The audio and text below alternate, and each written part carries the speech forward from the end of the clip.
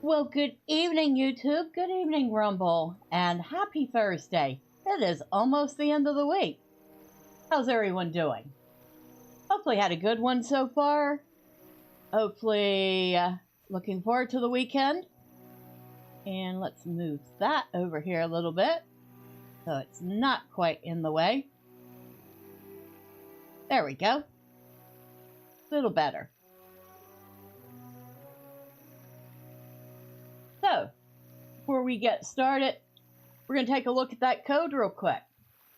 For those of you who play LOTRO and you haven't seen it already, Standing Stone Games has provided us a little thank you for our patience during the whole transfer to the new 64-bit servers. That code is Thank You 2025. That is Thank You 2025, and you will want to be logging into your accounts if you haven't, and you'll want to be grabbing that. Because included in that pack is 50 mithril coins, a lesser elixir of virtue at 2500 virtue XP, a pick a mount box, 20 universal ingredient packs, and 5 black steel keys. So it is a very nice little bundle of goodies that they are giving away to thank everybody for their patience. And Dryby says, hi all, happy Thursday, looking good. Well, hello Dryby, and it looks like our code is kind of in the way, so let me go and fix that. I didn't want that to happen. Didn't want it to be in the way of the chat. So we're going to move it over here. Now maybe it won't be in the way. I'll watch it be in the way of something else. We'll put it right there. Now the only thing it's in the way of is the chat, and nobody wants to see the chat anyway. I mean, not our chat, the game chat. There. But once again, that code is Thank You 2025, and thank you to Standing Stone Games for I mean, you didn't really have to. I know I kind of groused a little bit about the mess you made of it, but it wasn't nearly as bad as I was expecting. Thormurn is kind of impatient now. So last time we left off, we had talked to Candaith, and Candaith wanted to tell us a bit about the history of the Dunedain. I have been pleased to record much of the history of the Dunedain. The early years of the Third Age saw the deaths of Isildur and his eldest sons, but his line was not ended, for his youngest son was kept solely here in Rivendell. He was raised far from danger and came to rule the Northern Kingdom. His descendants would not know peace, for the Nazgul were to reappear, and their chief would wage war upon the men of the West. In the year 1974 of the Third Age, the armies of the Witch King seized Farnost. The North Kingdom was no more, and its ruler, Orvidui, fled northward to Forest Shell. But there he was lost, along with the heirlooms of his house. Some of the Dunedain journeyed into the icy waste to recover them. Do you wish to hear of their quest? Yes, I would certainly love to hear of it. Please speak on, sir. And this is a session play. There is a shortened account of it, but let's do the session play. They're always interesting. And we will be playing as a member of the Dunedain.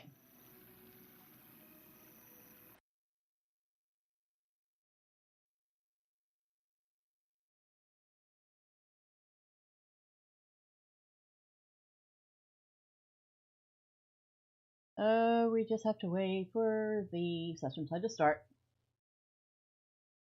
In the year 1975 of the Third Age, a party of Dunedain, led by the brothers Lyganid and Hyador, traveled north into Forahel to reclaim the relics left behind in the flight from the wreck of Fornost. So we're going to go ahead, do ourselves a favor,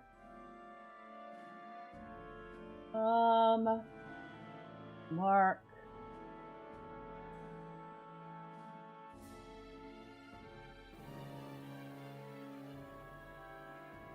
Seconds. 5 seconds. 2 seconds. Seconds. 2 seconds. We're going to move this one up front.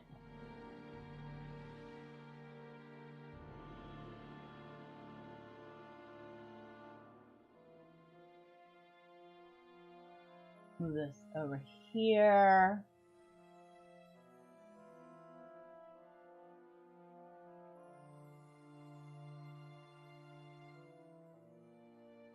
So Dunedain Mark and Fly True go together. I think that's how that works.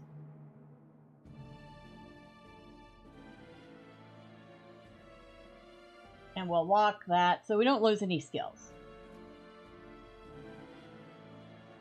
We have come this far without incident, Legerned, but the road north is certain to become more dangerous.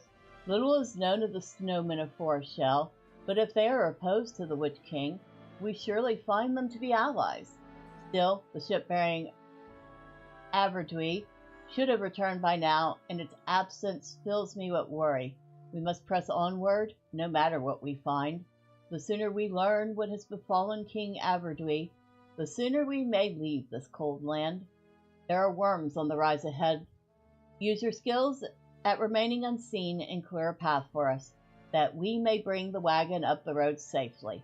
The trade goods we bring may loosen the tongues of the snowmen as to the fate of our king.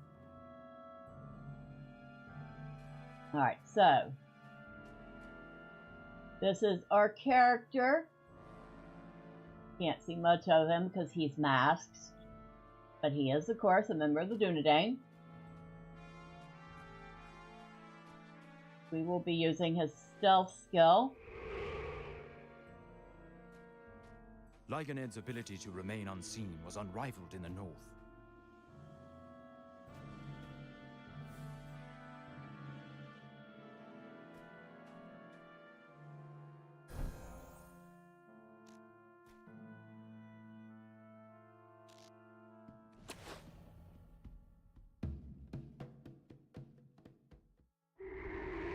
Okay.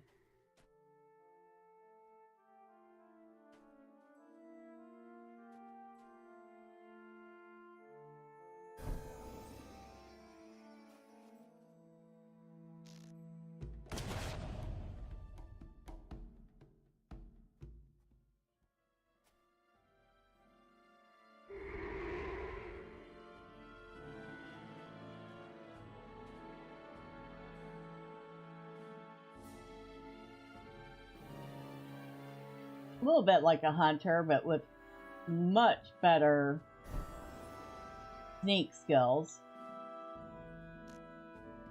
Lyganed worked quickly, and soon half of the worms were defeated. Only 3 remained.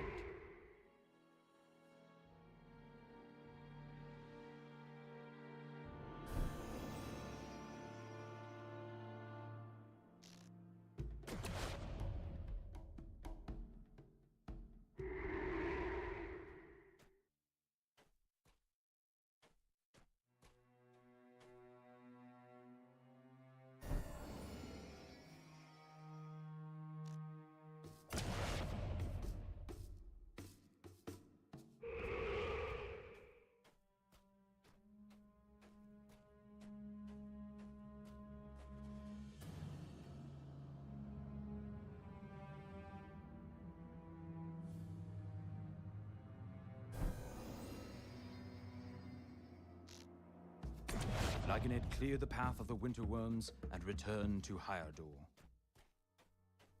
Alright, so back we go. And unfortunately, unlike the hunter, he does not have any skills to speed him up.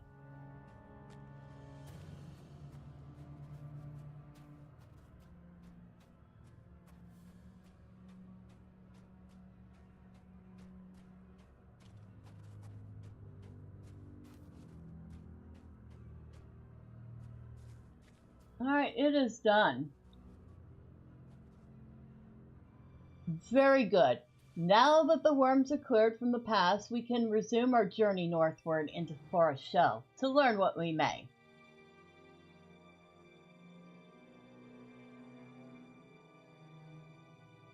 The small party continued north, coming at last to the shores of the Ice Bay.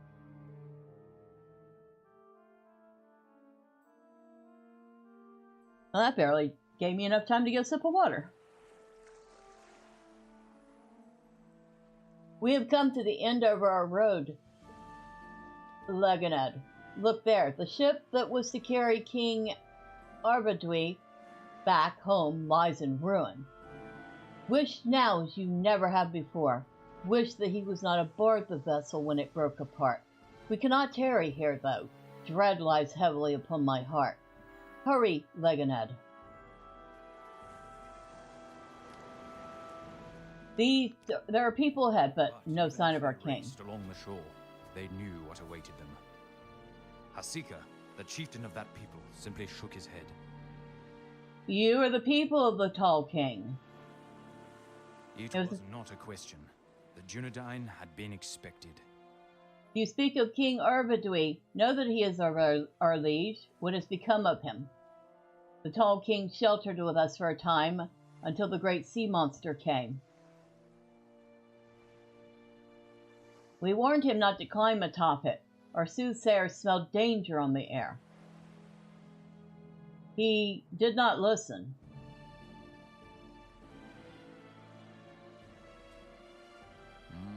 How could this happen?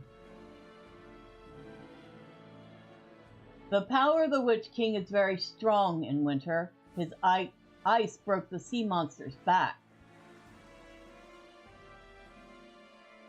Who now will rule your people? Did the Tall King have no sons? Lygoned explained then to Hasika that Arvedui had a son. The line would continue. I am glad the Tall King had a son to continue his rule. Long may his heirs rule their faraway peoples. He spoke of great treasures and valuable things. He said they were carried upon the sea monster's back, that they could be used against the Witch King for the betterment of both our people. But now, all are lost. Nothing comes back out of the frozen water. Only the treasure he gave to me remains.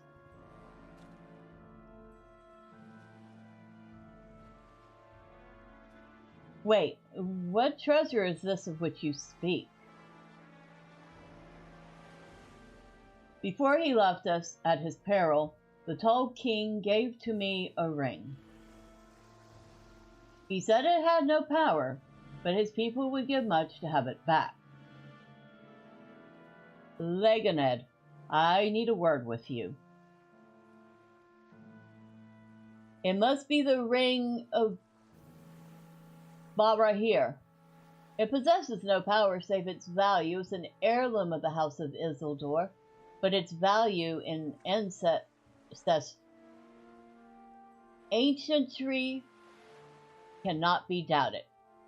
Did King Arvedui have some sense of the fate that awaited him? Surely not, but it is curious that the ring has escaped where he was unable. We have brought great store of provision with us. We will barter for the return of the ring, and it will go south with us, though its master cannot. We must be content with that.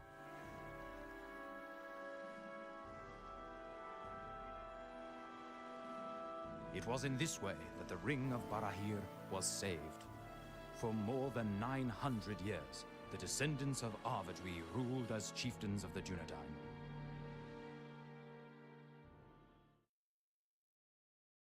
And of course, we are not playing the same person, because it's been 900 years at this point.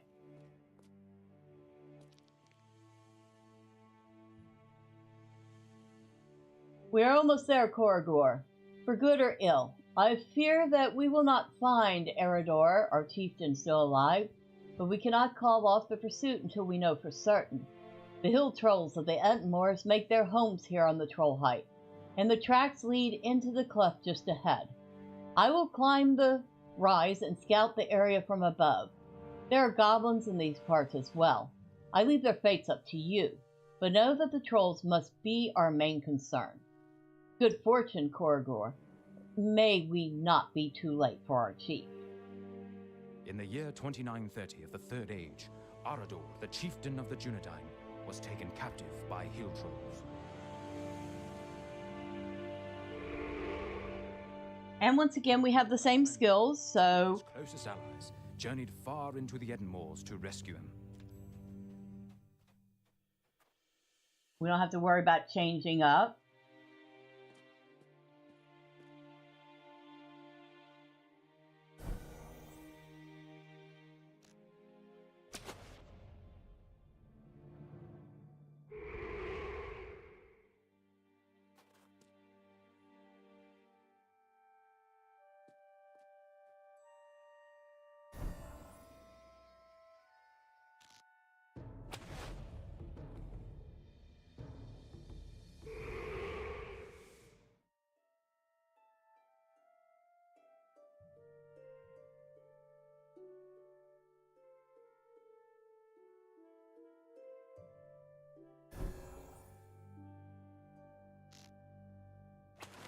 Korogor carefully dealt with the goblins he encountered.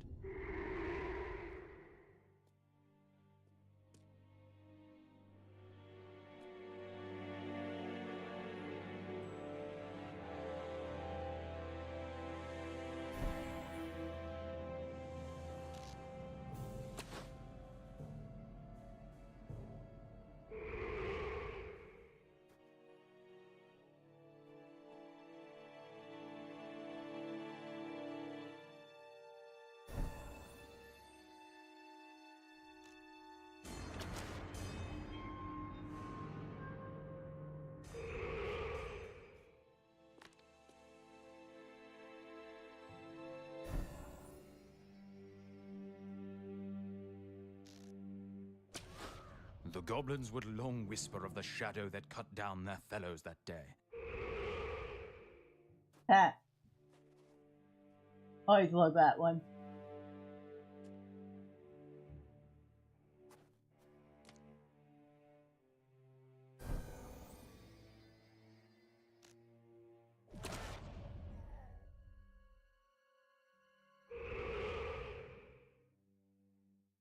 So he absolutely terrified the goblins that day.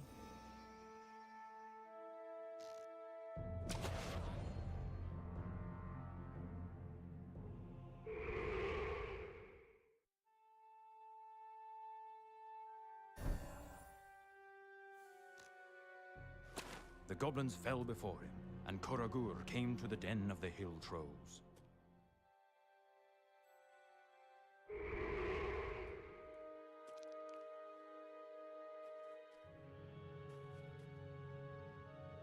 I do not think we get the luxury of not aggroing all three, but we'll try. Nope, we don't.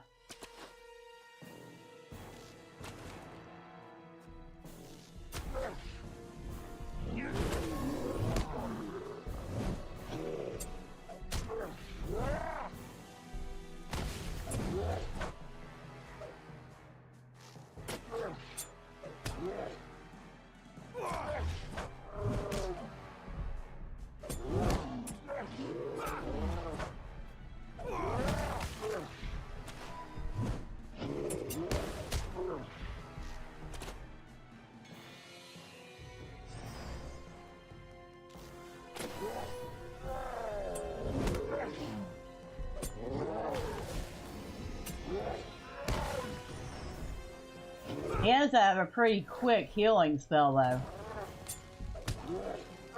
The hill trolls were defeated, but it was too late. The chieftain of the Dunedain was dead.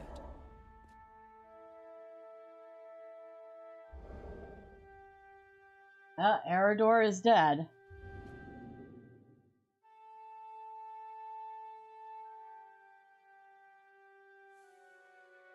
Alas, we are too late. Eredor has been slain. Curse those foul trolls.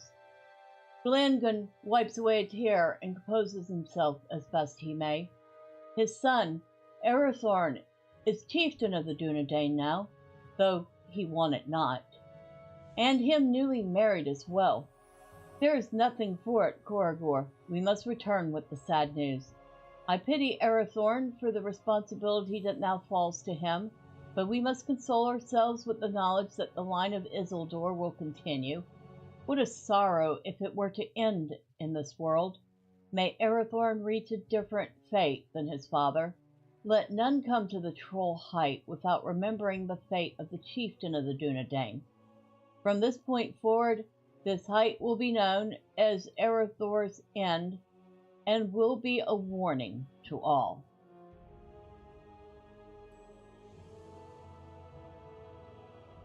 The Rangers fervently hoped that Arador's son, Arathorn, would rule long as their chief, but it was not to be. 1 year after the birth of his son Aragorn, Arathorn was slain by orcs, and his wife fled to Rivendell.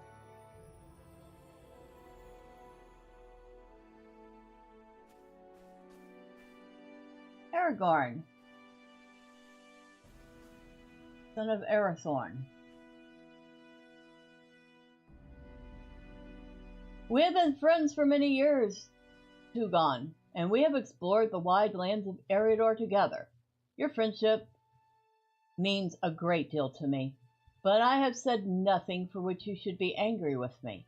I have told you before that I plan to adventure in the Southlands, then to return when I have done deeds worthy of my father and grandfather. You cannot come with me, my friend. If I am to leave the Dunedain, needs must I perform feats worthy of that that obligation. It is something I must do alone, Tugon. In the year 2956 of the Third Age, Aragorn was about to make an important acquaintance. I wish to see the great kingdoms of the South, Tugon. Who is that on the road ahead? Few travelers take this way. You are a long way from home, old man. What brings you to this road?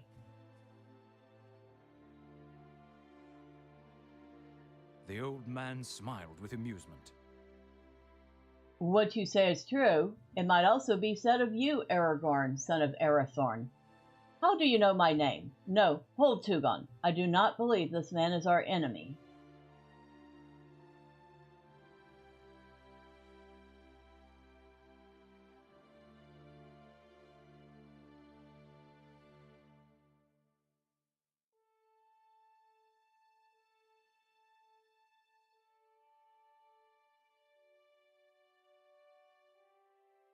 And we have lag. Uh-oh, we're frozen. That is bad lag. Oh dear.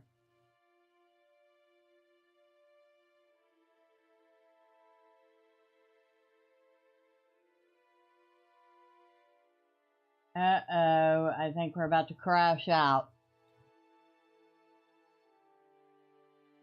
Oh, crud.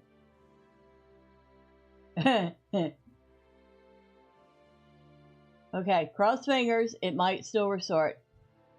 Nope, your connection with the chat server has been lost. Okay. That's bad.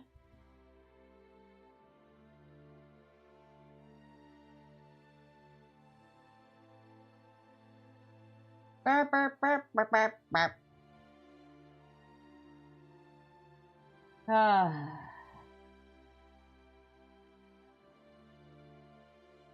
Come on. Wake up, server. Wake up.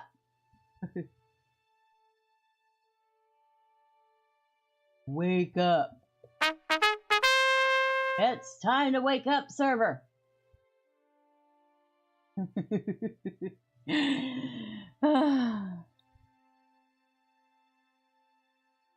Still nothing.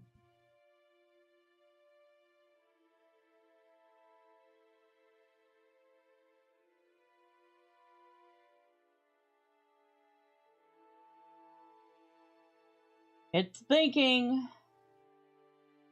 And I'm thinking we're definitely going to crash because it has not recovered yet. There it went. The connection to the server has been lost. Suck an elf. Alright, I will be right back.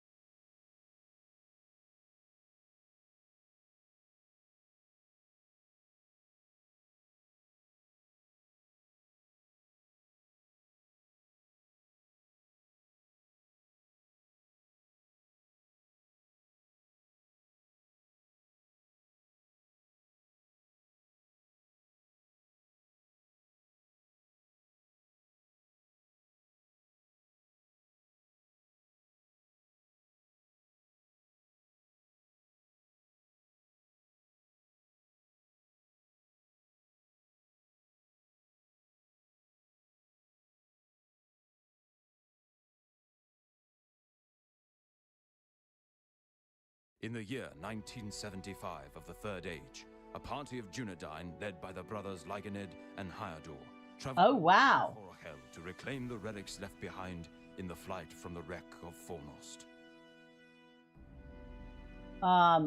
It actually did not kick me out of the session play. Hallelujah!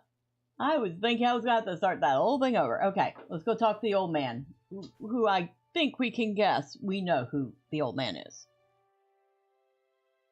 Now, before I do that, I don't think we can hear the game sound very well, can we?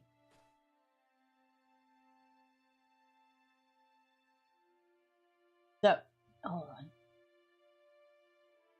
on. Options. Audio.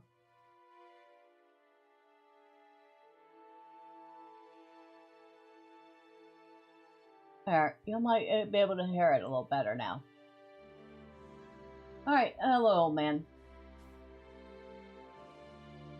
These are there are great things in store for Aragorn, your chieftain, Tugon, but he must arrive at them in his own time.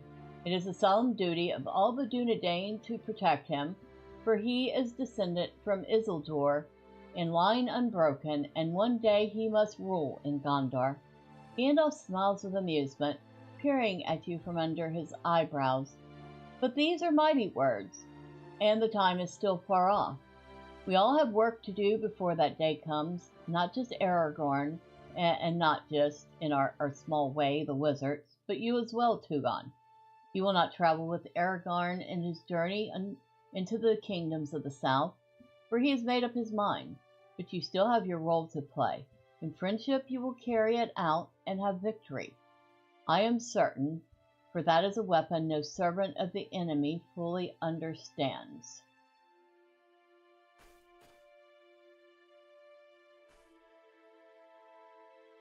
Elrond has spoken to me of Gandalf the Grey, and I am ashamed I did not recognize him at first, Tugon. Still, he has warmth, though perhaps he tries to hide it. There were many things I wanted to ask him should we ever meet, but now I cannot think of any. What a chance meeting. Let us continue on to Lothlorien, and perhaps then I will remember the questions I wanted to ask. Complete it. The House of Isildur. Oh. Thank goodness we didn't have to start over from the very beginning. Okay. But now, we have learned some of the early history of the Dunedain, from King Averdui to Aragorn.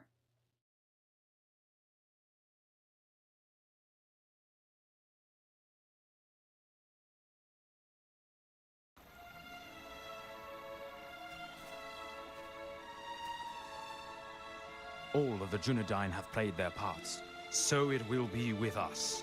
And so it was that Aragorn, heir of Isildur, though through unbroken line down the long years, began his friendship with Gandalf the Grey. He will be known by the sword that he bears, and Duril, Flame of the West, and by the ring of Barahir, once lost, but since regained. It is the task of the Dunedain, and indeed of all friends of Aragorn, to ensure that he safely comes into his birthright. We will not question if this is the time for his ascension to the kingship. It must be so. Ride with us, Thormurn, for we ride into history. Lergrened and Herdor, Toragor and Glangon, all were remembered for their parts they played in the great dream of the age. So it will be with us. Speak with Halbarad to see if he has any advice before we depart. Some of the Dunedain have already begun to ride, Thormurn. Speak with Halbarad at the stables to see if he has any advice before the rest of us depart. Alright. It's actually kind of interesting to play a Dunedain for a little bit, although it's not a whole lot different from playing a hunter. It is in some ways, but not wholly. We will all gather again for a rest at Gwingris in Eregion. Our preparations are complete, and some of the Dunedain have already mounted their horses and begun to ride. You do the same or engage one of the horses at these stables, and we will be off. The Lothrandir and I have chosen a course that will take us south in several legs, the first of which leads south through the Trollshaws and into Eregion. We will meet up at Gwingris in Eregion, Thormurn, and we will have a rest. So, let's see, do we have...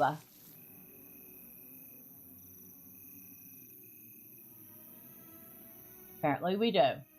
Okay, we do, and we have a swift travel because, yay, we do. So, we can actually just go zoom, zoom, zoom, right over to Ecad Gwingris without taking the long, slow route. Oh, and for the record, yes, Thormurn did get the thank you gift. I opened up the box, and as I am wont to do when the rare occasion I get one of those pick a mount boxes, I picked what is actually one of my favorite mounts, and it's a favorite because it is actually one of the very first special mounts I ever got on a character. So this used to be a mount that had a rare chance of dropping in boxes during the anniversary event. I know this because it was the very first mount I ever got on one of my first characters on Crick Hollow, and that was many moons ago. It was like 16 years ago, and that mount is called the Lost Soth Steed, and it used to be called the Lost Soth Anniversary Steed. And of course he has the pony version of it, but this is what it is. It is a very dark steel gray steed with a very light gray tail, mane, and I guess you would call them socks, wearing a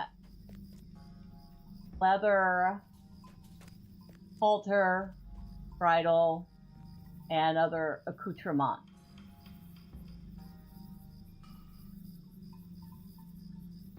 Honestly, I always thought it was one of the prettier horses. Yeah, it's a little dated now. Definitely could use a refresh. But all in all, I still think it's one of the prettier horses.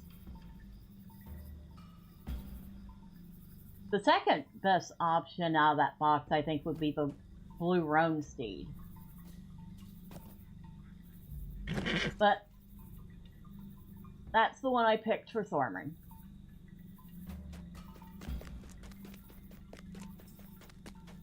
And he does have black seal keys on him, so should we have the need to kill anything and he gets some treasure chests, which he has temporarily taken out of the loot filter for the occasion, we can open them and see what sorts of things he gets. Ah, here we go. Cerdon. The first leg of our journey is complete, but not without incident. My horse, Erebrandir, has drawn up lame. There is something wrong with one of his shoes, and he cannot go on unless something is done. Halberd says I should just engage another horse, but I have been speaking to the elves here, and they have given me another idea. Apparently a skilled farrier has recently passed through Gwingris. The farrier, London by name, could certainly repair Erebrandir's shoes. I understand that London left Gwingris heading east. If you find him and convince him to return, we will have been delayed but little. So we need to go find the farrier and convince him to return to Gwingris to reshoe the horse.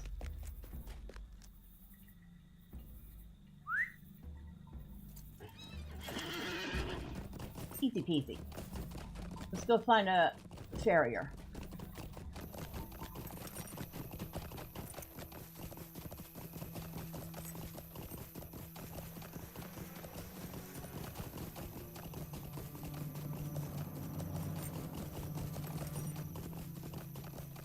Kind of weird seeing Thormurn on anything but a elk or a goat.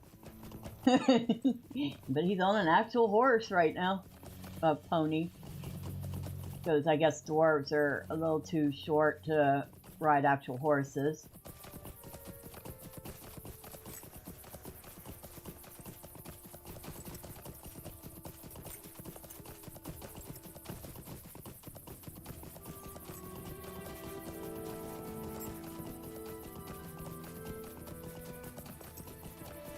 And of course, we're not having to worry about any of these mobs.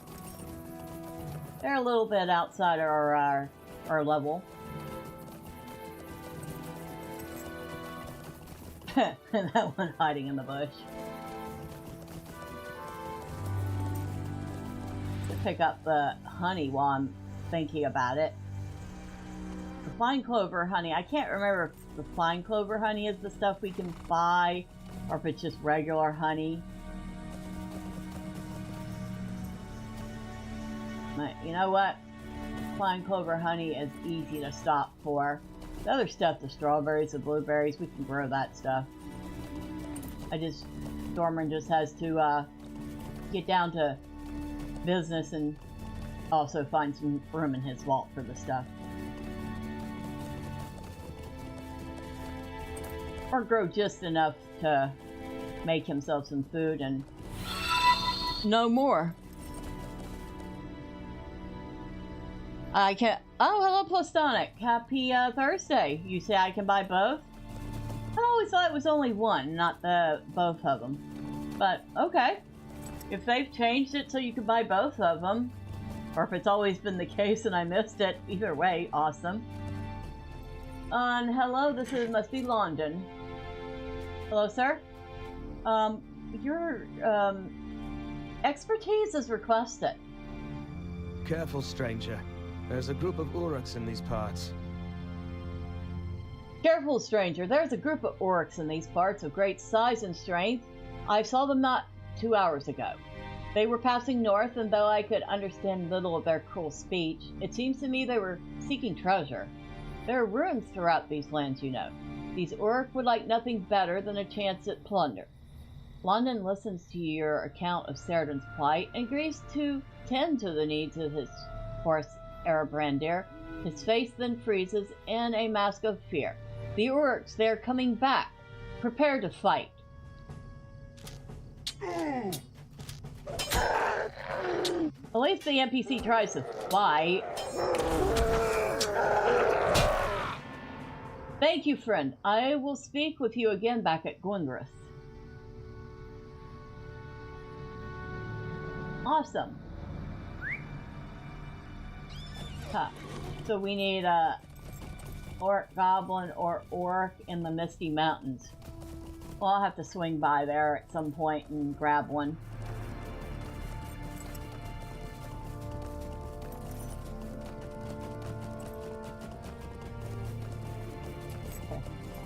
For the Greyhammers! Like, yeah, I totally forgot I was doing that for the Greyhammers. But, be that as it may, we are doing that for the Greyhammers.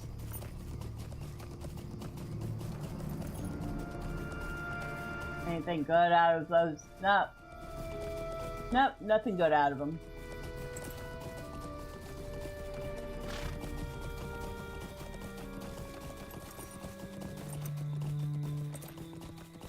I am still kind of surprised that when I got knocked out of the game, it put me right back where I was in that session play. I was not expecting that.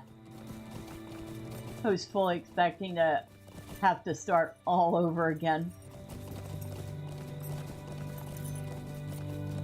Absolutely not complaining, though.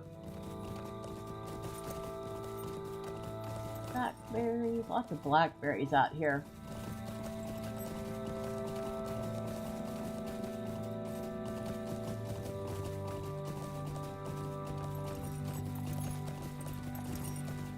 See what these guys look like up close since.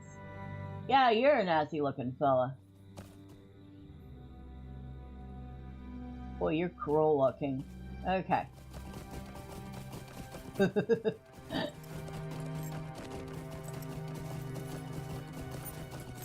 Boy, somebody should re-render that in 3D. Not in Unreal Engine. I don't know, Unreal Engine makes everything look so boring. Item, drop of fine clover honey. This item can be purchased from the following vendors. Okay. Also found in higher level areas such as a red young found on the ground. Okay. That's good to know. Probably doesn't hurt to pick it up, save a few coins, but like Thormurn has over 100 gold on him, so I don't think saving coins is his highest priority.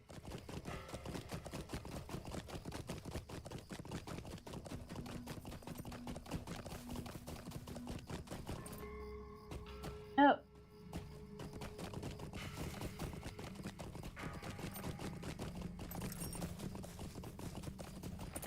You take this off. Not running back all the way back to Misty Mountains for that one quest. Ah, here's London. I have fit a new shoe to Cyrodiil's horse. He will have no problems now. I wonder if the same can be said for the few who live in these lands. Those orcs spoke as if more would be coming, and we have no reason to doubt them. There has been much more activity among these creatures, many more of them on the roads in recent weeks. I do not like it. Well, give Cyrodiil my thanks for sending you my way, friend dwarf. I would have been in great deal of trouble if you had not come along when you had. And the price of a new horseshoe is a small price to pay indeed. My first crafter was a cook. I was annoyed to find out the food items, back then at least, were useless. Well, what I'm not really keen on is that they changed the stats on the food, and it makes the food feel kind of useless. I mean, if you look at the stats on it, this level 50 shepherd pie does 0.3 in combat power regen, 1.08 in combat morale regen, 4.3 non-combat power regen, 10.8 non-combat morale regen. And it's like, what the heck? One, can we just round it up instead of having these little percentages? And two, one morale A second? Oh, only the food ingredients, not the food overall? Well, nowadays, it's like the food ingredients and the food feels kind of useless. You know what I mean? They really, really kind of wreck the food. I still make it and I still use it, but it just doesn't feel nearly as useful as it used to. I don't know. Maybe it's just me.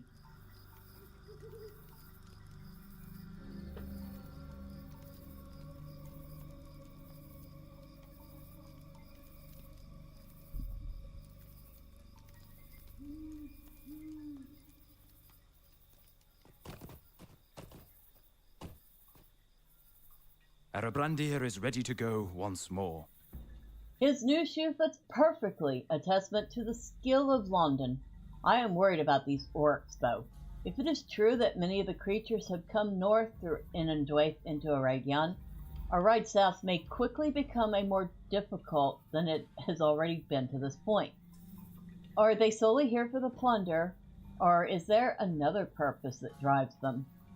London gave me the shoe he took from Erebrandir. It's yours if you want it. Some people believe a shoe such as this brings good fortune. I do not think that is the case, but I leave you to make up your own mind.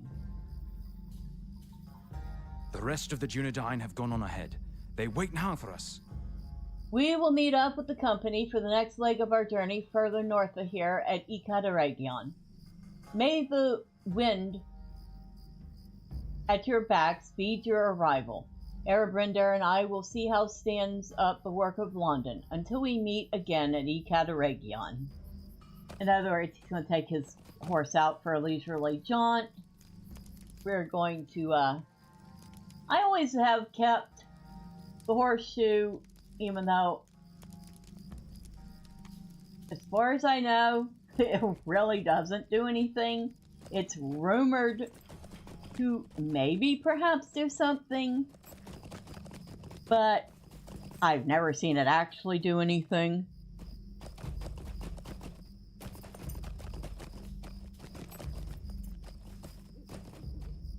Hello.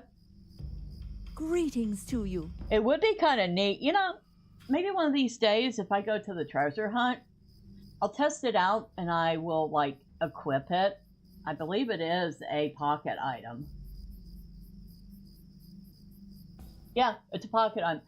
One of these days, if I go to the treasure hunt, I'll equip it as a pocket item and see if it helps me get lucky in the treasure hunt, but I doubt it.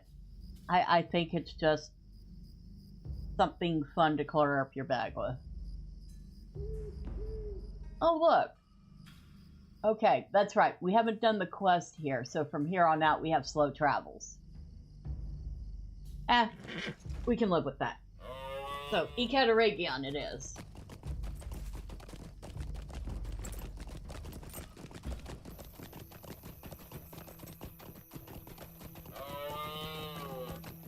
What would be an absolute hoot is if Standing Stone Games decided that for, I don't know, say the 20th anniversary of the game, to suddenly activate everybody's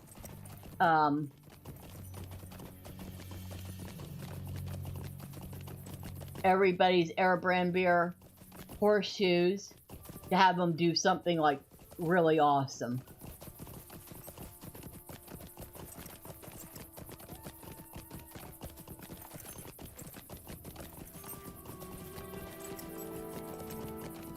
That would be like the kind of thing I would do if I had a game.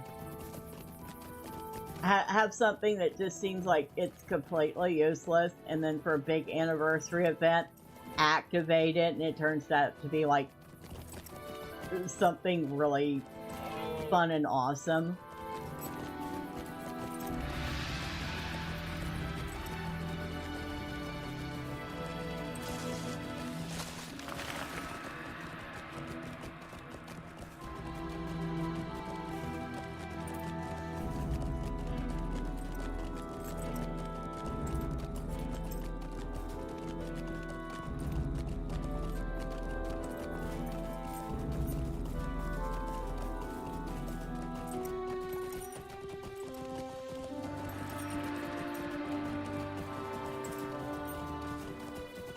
Of course, if I started working on a game right now, let's see, I'm almost 54. I probably wouldn't even be 60 until it was finished. And 20 years after that, I'd be 80. I'd be too old to even enjoy the results of that. Well, maybe not.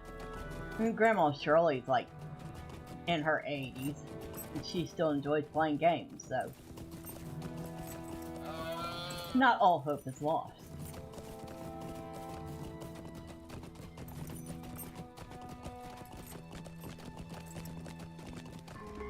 Okay. Hello. Hello. Who are we talking to? Lennon's here. Let people hear what rings because I've not done any quest out this way.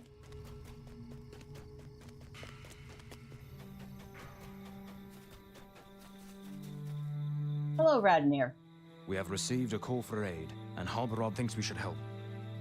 We have called a halt, Thormurn, and it may be for longer than we originally intended. We have received a call for aid from a dwarf coming north from the White Mountains, and Halbarad has determined it to be serious enough to justify a stop. The dwarf's name is Foozy Jim Cutter, and he will speak to you about his problem. He will speak to anyone, it seems. Now, he will definitely speak to me about his problem. I will shake it out of him. Of course, I am another dwarf. He should be happy to speak to me about his problem. Who are you? You are no ranger. Yes, who are you? You are no ranger, I can see that. It is an outrage, I tell you. When dwarves cannot take the road north from the White Mountains without fear of harassment. There we were, my father and I, when out from behind one of the large stones you see scattered everywhere in these lands jumps the largest orc you've ever seen.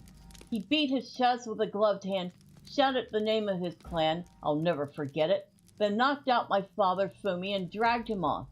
You ask him in which direction the Sharkunak, Uruk, took his father, and his brow furrows with puzzlement. Sharkunak. No. The name he shot at was Ninkoff. In all the confusion, I can't remember which direction he went. But if you could find the site of the attack, which was to the east of here, you may see some tracks or something.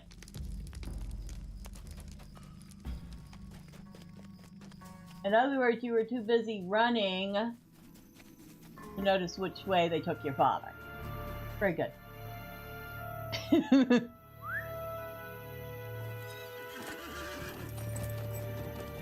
Alright, so you aren't fighters, you're craftsmen. But usually, every dwarf worth his salt knows how to heft an axe. I mean, I'm a farmer and a cook. I still know how to draw a bow and swing an axe.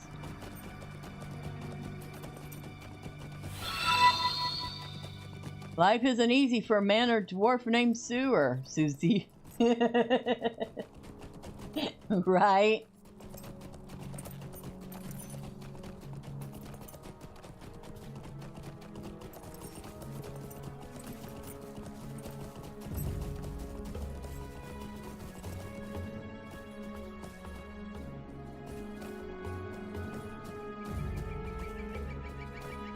Hold on. Where is it? I just thought of something, but I don't remember where exactly it's at. I don't even know if it's a deed anymore, since they've changed the landscape.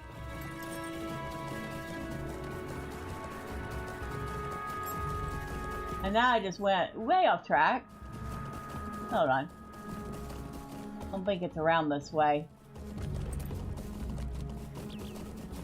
And if y'all have played the game, you'll probably know what I'm looking for. The little gazebo that's up in the hills.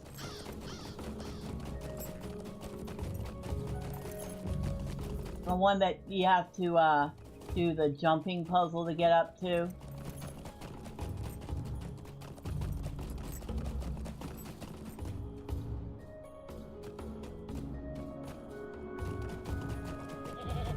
I think we're nowhere near it.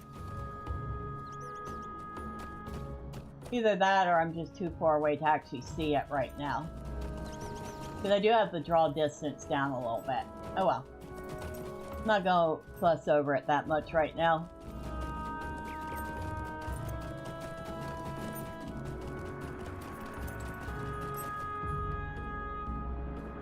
Look.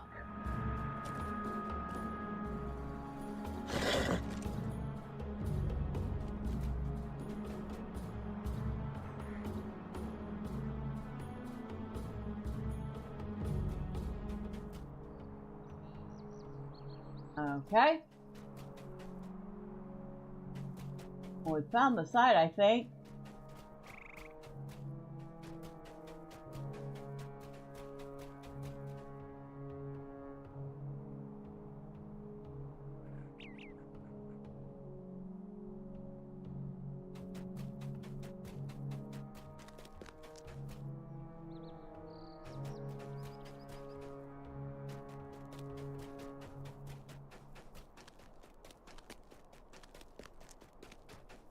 Ah, no, it's up here. Here's a loose pack. A confusion of tracks surrounds the fallen pack and leads off to the east. Oh, hello. And some Ninkoff scouts.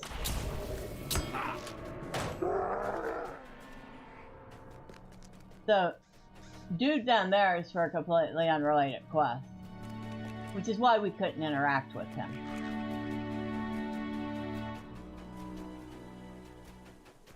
Redhorn Gate. Goat. Hello, goat.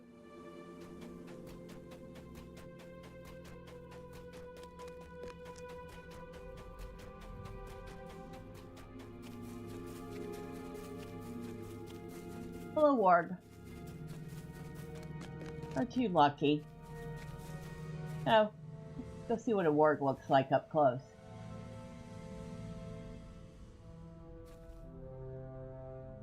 Actually, that warg does not look that ugly. Looks actually relatively like a normal beast.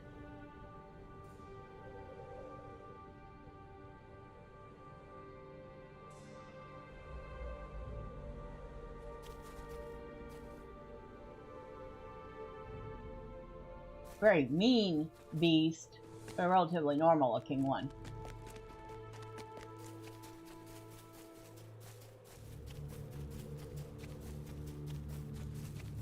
And if y'all ever looked at the goats in the game, they actually got the eyes of them fairly accurate. Goats have some very interesting eyes.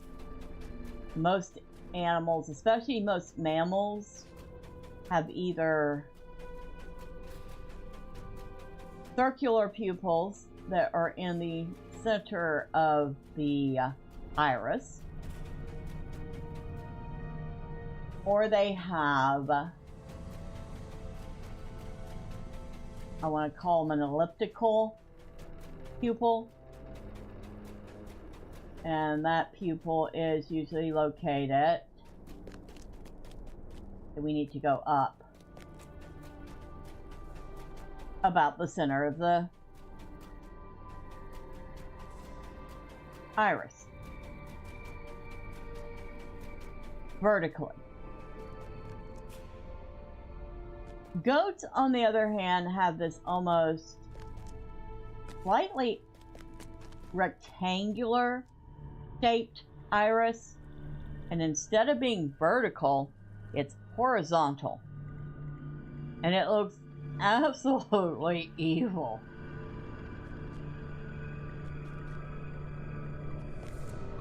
Frightened adventurer.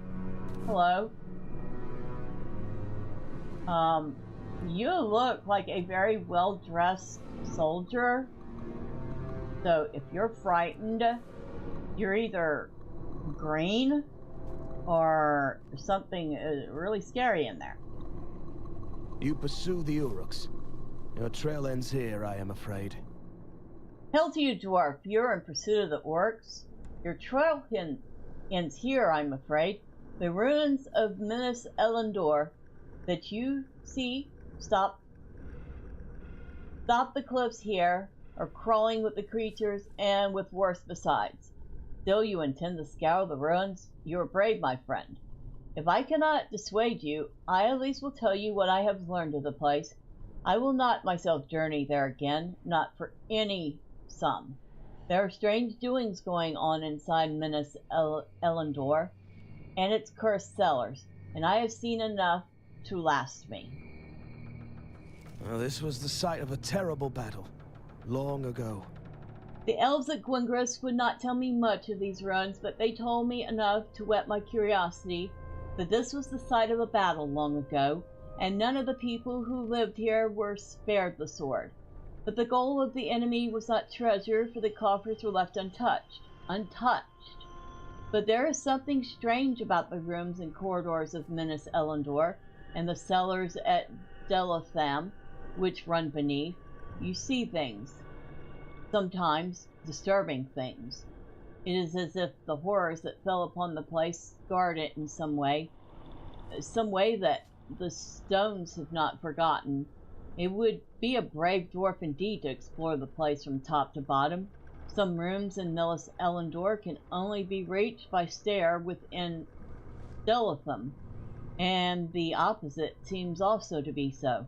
I do not know why the Ninkoth orcs have come to this place, but I feel it must be as bewildering to them as it is to me. Wherever they are keeping this dwarf for whom you're looking, it will not be easy to find. So yes, this is like one of the most interesting little puzzles that they created in LOTRO. Hug the ruins with the portals never again. It definitely is unique. My friend Gus can actually navigate this really well.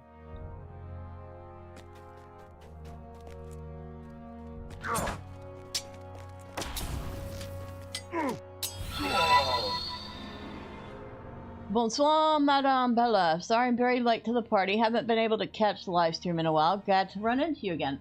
Well, bonsoir. And I am glad to see you. I kind of figured you had real life concerns. So I know that you would be by when you could be. I'm definitely happy to see you. I hope things are well. And you are just in time to see us traverse probably one of the most interesting and frankly sometimes frustrating places in LOTRO, that of Minas Elendor in Aragon.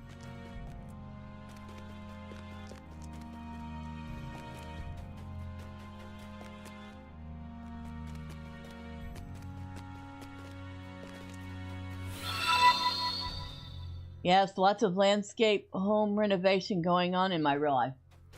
Well, that sounds interesting. I'm actually doing some cleaning up of my yard in preparation for putting up the raised beds for a little bit of a vegetable garden. Ah, here is Foony Jim Cutter. Hello. By Durin, a friendly face. I had all but given up hope of rescue, and here you are. Appear as if from nowhere. Hurry, there is not much time. These Uruks are as miserable a creature as any I have seen. These orcs call themselves Ninkoth, but I care not. They are as miserable creatures any I have seen. It seems they have come north on the heels of another breed, but these have designs on settling down in these lands. What an idea! Better up here than down near Ziggle Jabal, my home in the White Mountains, but still too close for comfort. We have had trouble there enough. The Ninkoth Uruk kept me alive for a purpose, friend. They've been bringing goblin trinkets to me from throughout the cellars of the place, with the idea that I could somehow fashion them into items of worth, which of course I can't, but would never do for these creatures. I cannot bear the thought of these treasures being left here for the Ninkoth. Explore these ruins, gather up the treasures, and bring them back to me. I would not mind a bit if you took some time to slay the orcs either.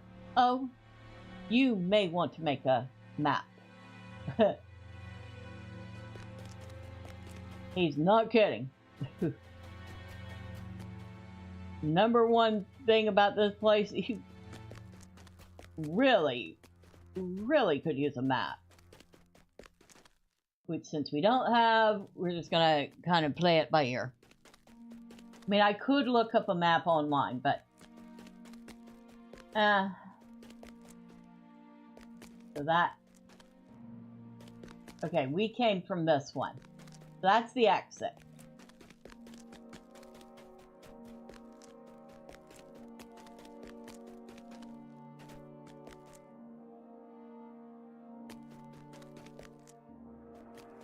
And this also has an expiration date attached to it.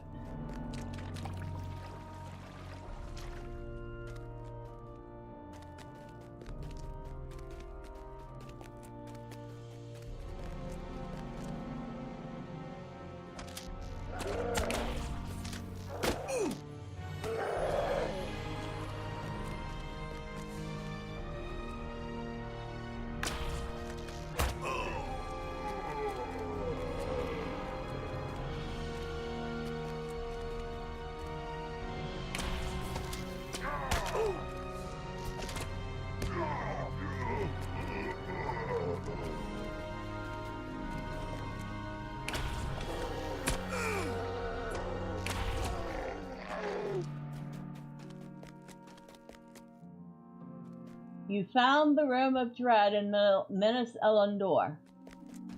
They do mean Room of Dread.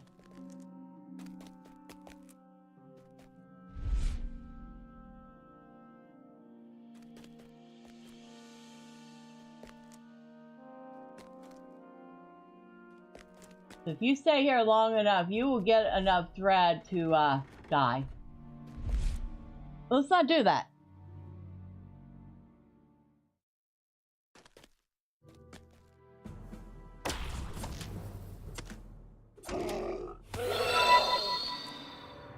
Since the LOTRO 64-bit upgrade, is there any noticeable difference in gameplay? I mean, for the most part, I don't seem to have as much lag. But I did just get knocked off earlier, like in the middle of session play. I completely lagged out of the server. Fortunately, when I came back on, I did not have to restart what I was doing, so yay for that. But I'd say the lag's less.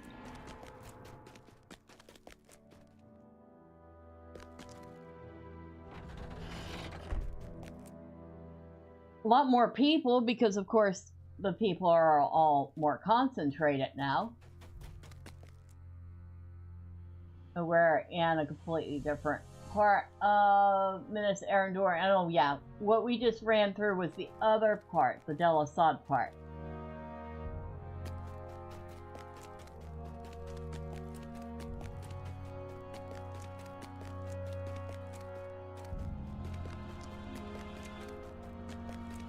The Northern Room in Minas Elendor.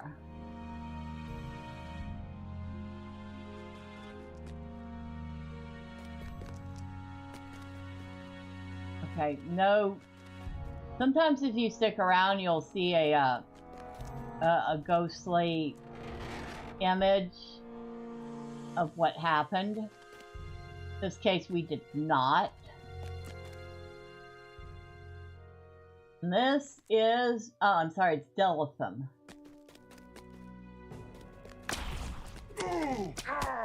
And each of them has their own map.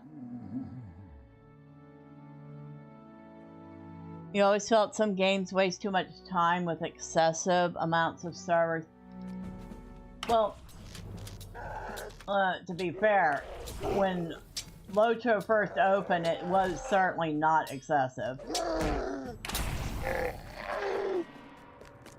Over time, it has become that way. The Northern Chamber in Delitham.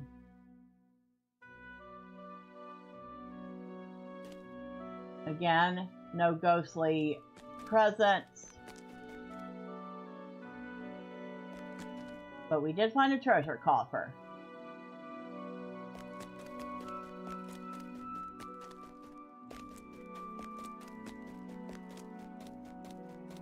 And I think that's the only thing here.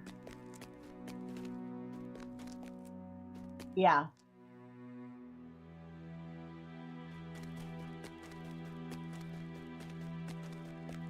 Alright, so we can go back out.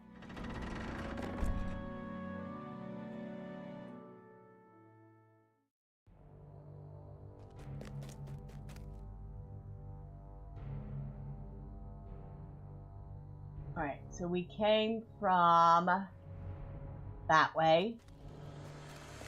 We have not been that way. We have not been that way.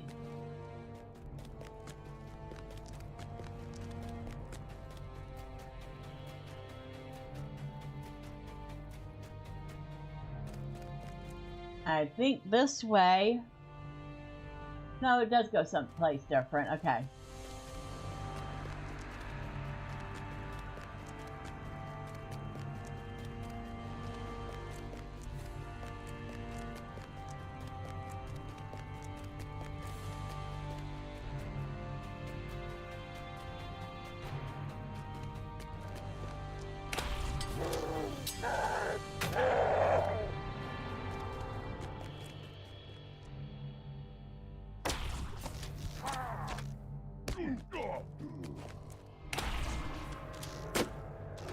A lot of the spoilers, and I've only found one berserker so far.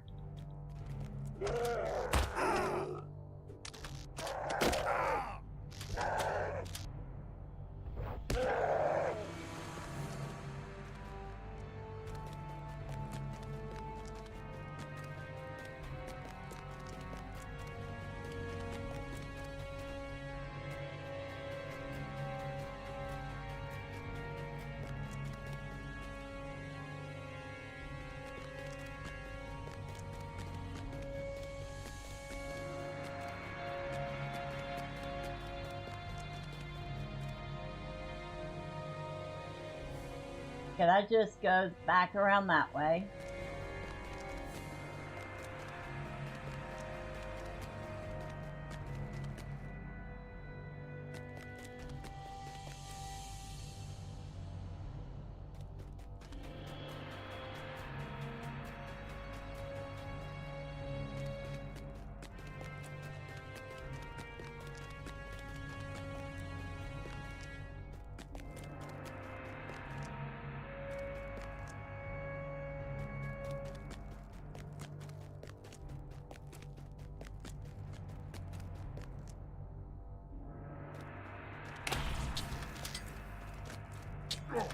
Oh good, found two of them.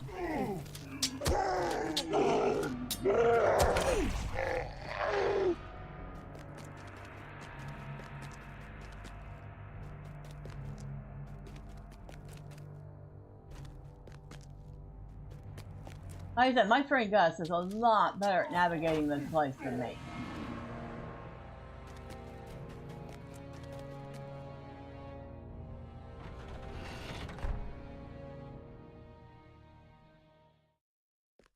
And back to Delafem.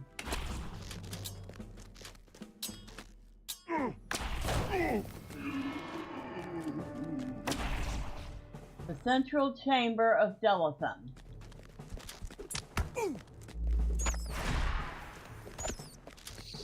And a whole bunch of bats.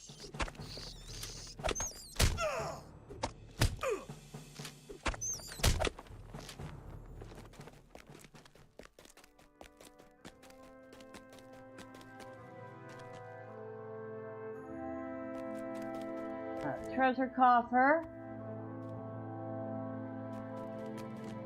I was gonna say, I thought for sure there were two in here.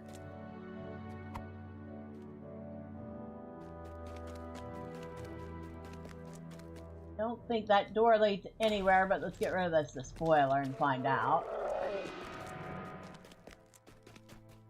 It does not.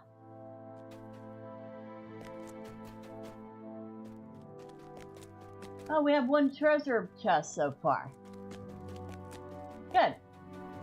Go with the one of the 5 keys we got. Oh, and Saucier, if you have not logged in a while, you might want to log into your account or accounts and pick up the freebie from Standing Stone Games. It is their thank you for supporting them through the transfer to 64-bit servers.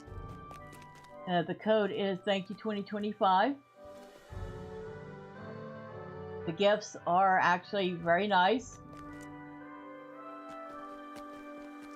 Alright, so we are done here.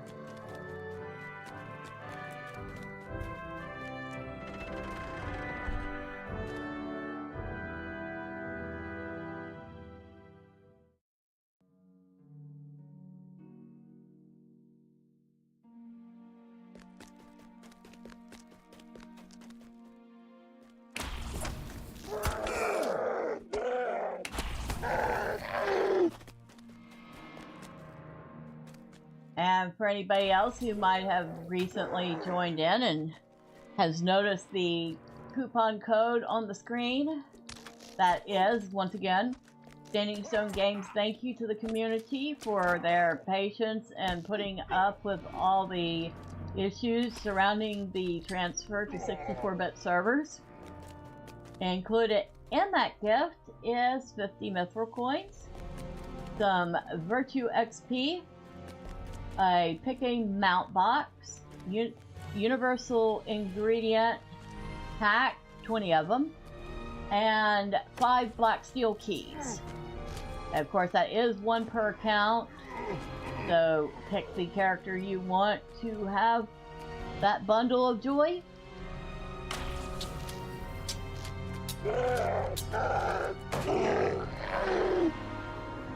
Where we are back here.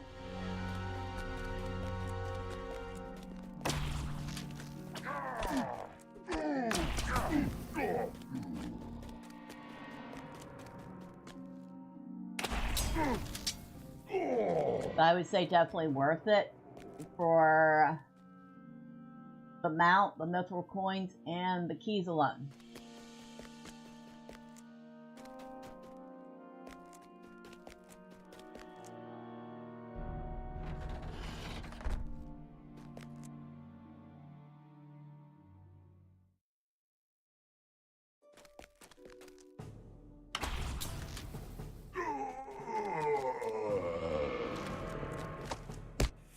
The rubble-filled room and dealt with them.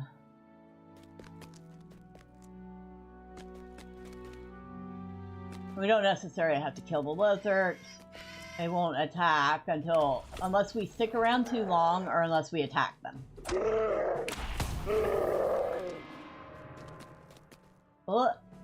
Drumming stock, however, those fire lizards, of course, will absolutely attack us.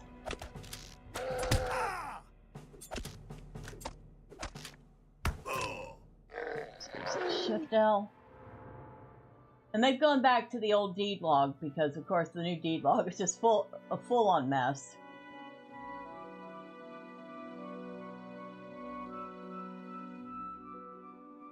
We've only found a few of these things so far. And honestly, if we don't find the whole of them, it's not a big deal. This is one of those lackluster deeds. Really should get more than 5 LOTRO points and a title for doing this one. Although the title is kind of nice, it's the thorough. So, as in, you've been very thorough about searching the place. But there are 21 spots to find in it. We've only found 6 of them so far.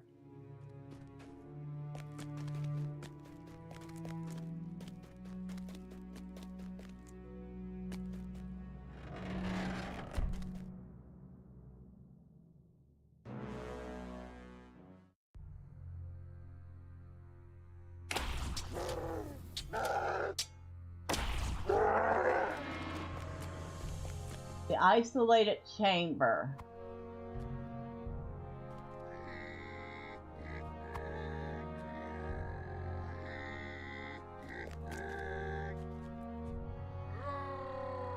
We're seeing the last desperate fight of a pair of elves.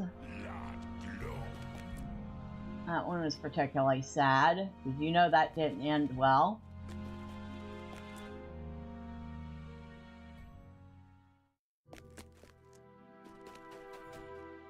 Okay, the Moria beetles will also not attack unless you attack them first.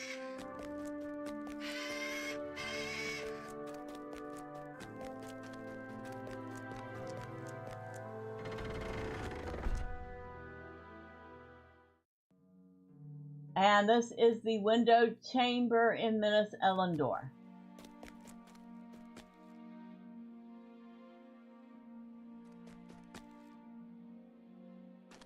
Cute little balcony type thing. Bet you it was a nice place to sit back when this was actually a nice place, before it was taken over by all the mobs, before it was, you know, coated in elf's blood because the orcs killed them all.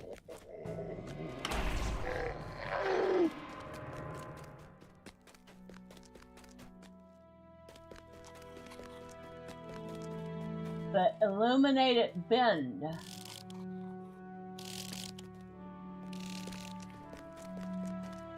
Which I don't think we get any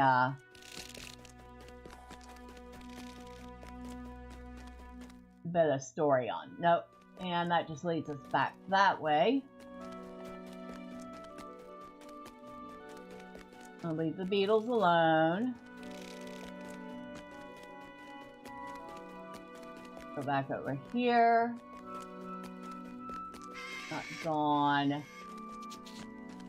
Oh, we've been that way. We have not gone this way.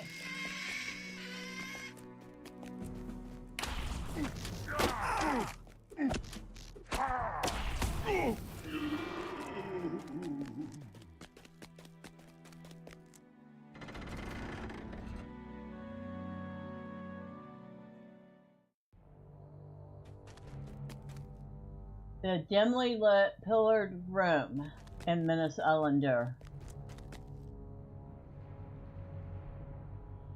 Okay, that one is not a memory, that is an actual orc that we're gonna kill.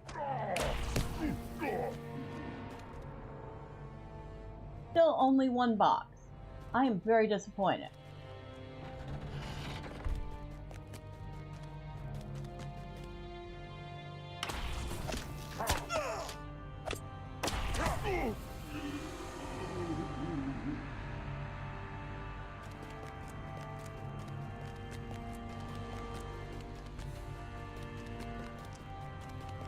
The southeast corner.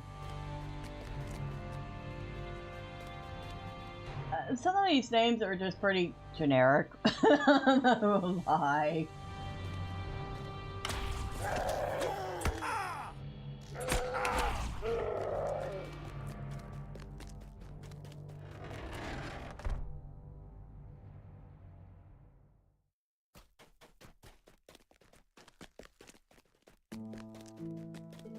The sunken chamber, which has two more treasure boxes if you hadn't found all of yours yet, or by now, which we have.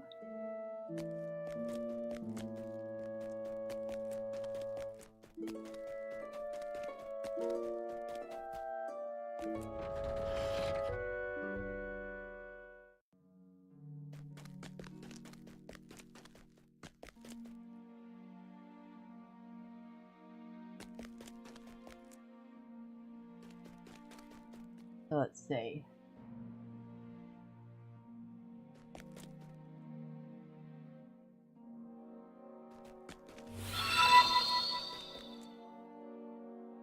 Oh, Adore. Well, good evening, Josh Beer, and happy Thursday. Yes, Adore.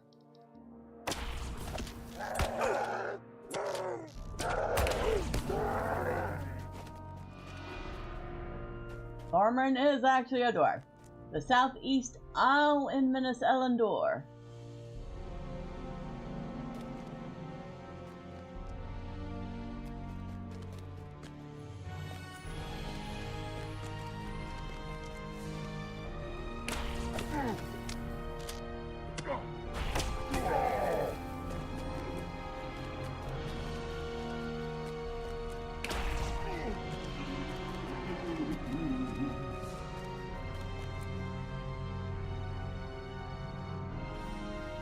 Really? Your shot's on cooldown.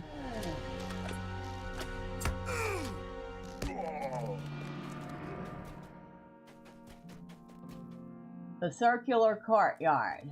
And we'll leave the bear alone. Bear doesn't deserve to be killed just because he exists. Unless he attacks me first. Then all bets are off.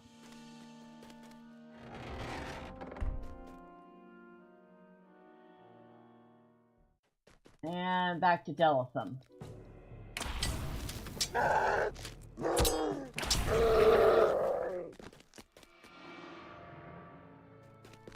So how are you, Mr. Josh?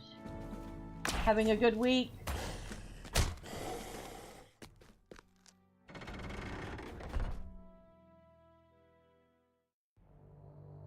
The enclosed part.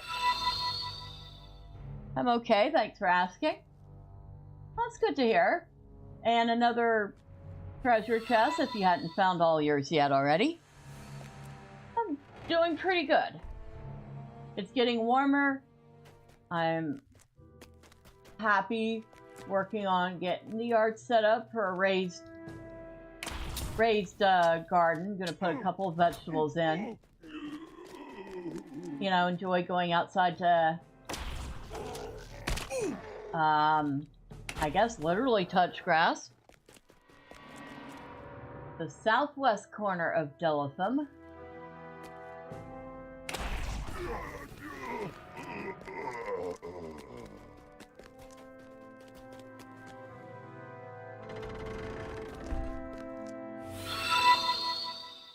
So you play LOTRO, would you recommend it still?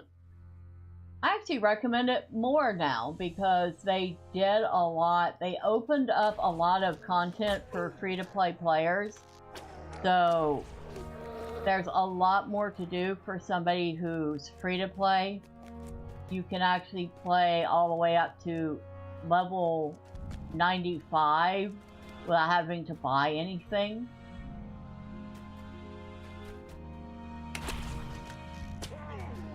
So they opened up a whole ton of content. Okay, so we're back in the middle. I am curious, how much of this did we map out? We didn't get it all for certain.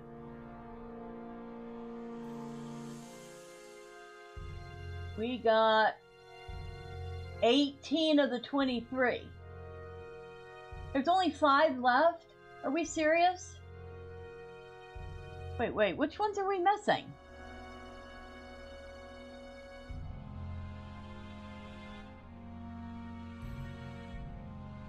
We're missing 2 in Minas Elendor, the room of doors and the large balcony, and 3 in Deletham. The illuminated room, the buried room, and the collapsed corner. Alright, I guess we're going back out because that's unacceptable. We have so close.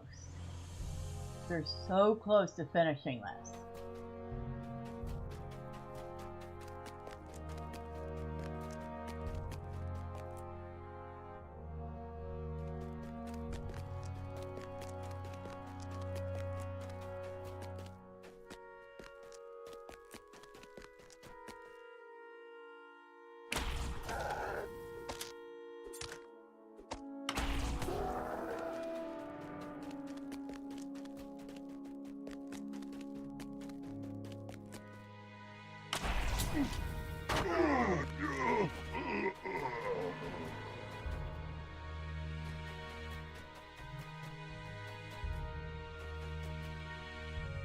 That door doesn't do anything. That door doesn't do anything. That door does that.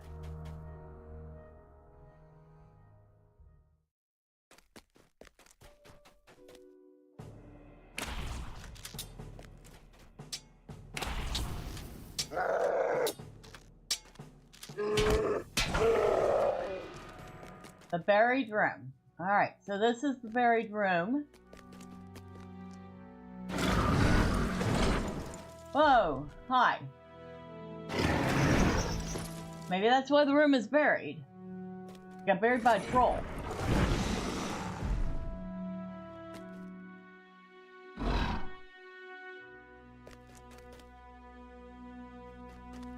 That would make sense.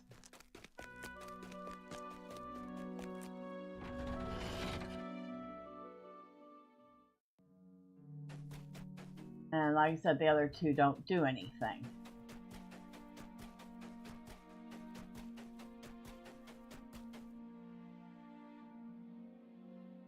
So,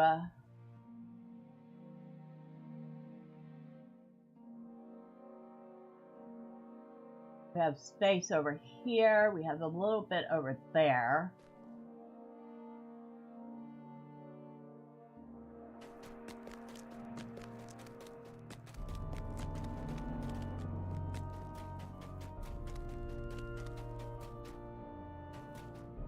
Again, we'll leave the bear alone.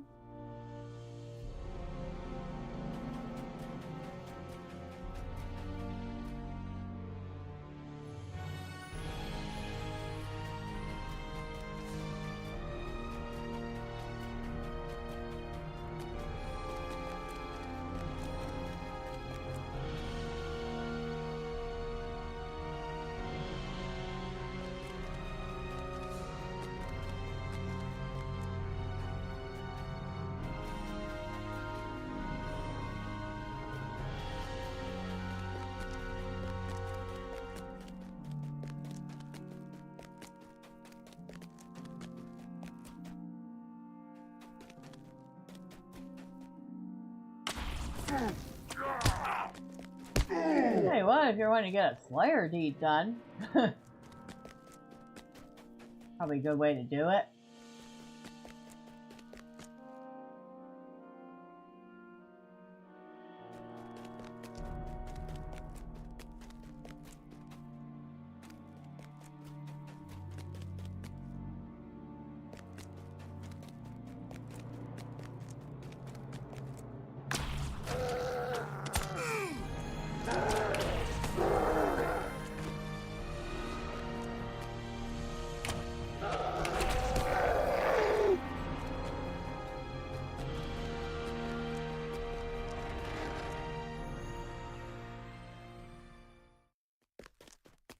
Our Delatham area.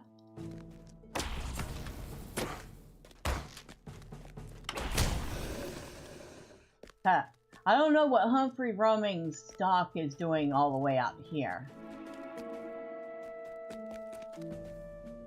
I'm pretty sure it did not make it from Tenendir to here in any amount of time. The illuminated room.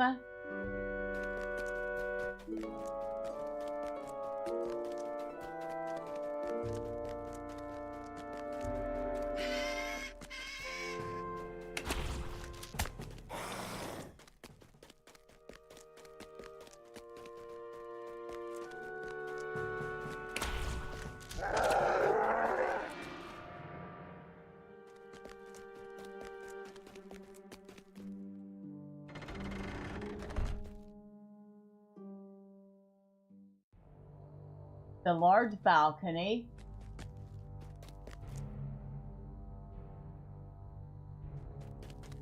Which if we were done, we could, I think, just jump down from here. Also, the large balcony has at least one more chest. There were plenty of chests to find in this for that part of the quest. So even if you don't find every section, you're going to find your chests that you need.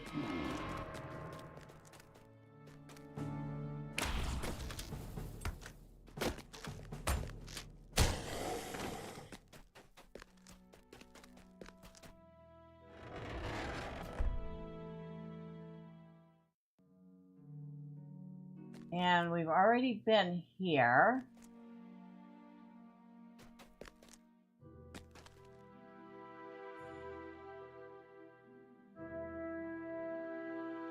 It looks like we've been through pretty much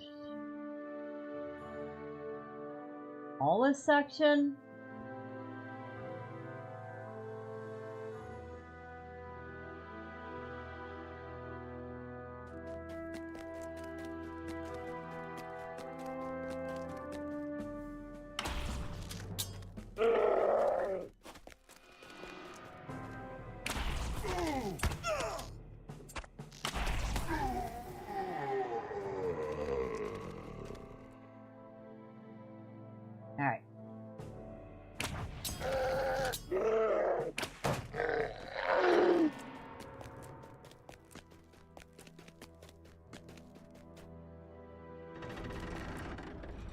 Now, what part of Minas Erendor are we in?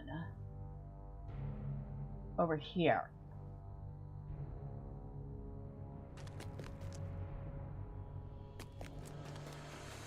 So we're missing the collapsed corner in the room of doors. Honestly, not so bad.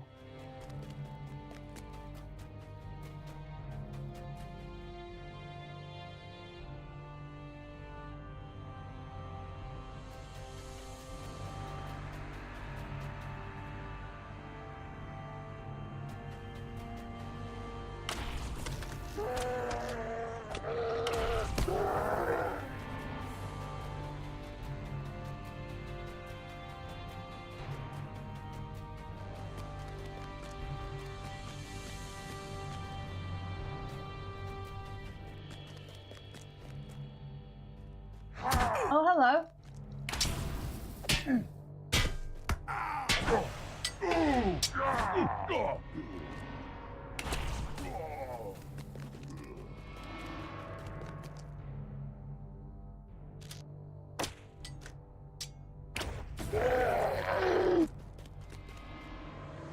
So this way. There's space this way I haven't seen, and there's space here I haven't seen. We'll go this way first.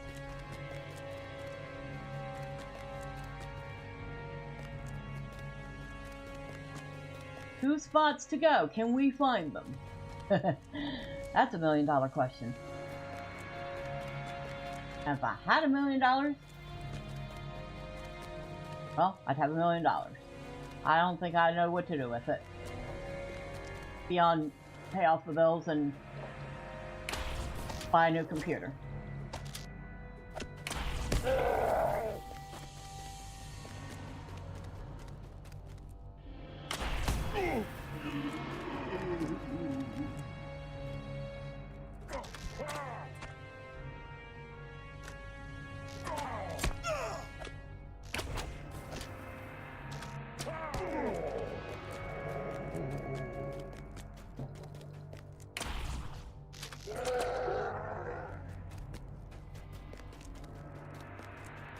Okay, so we've been here.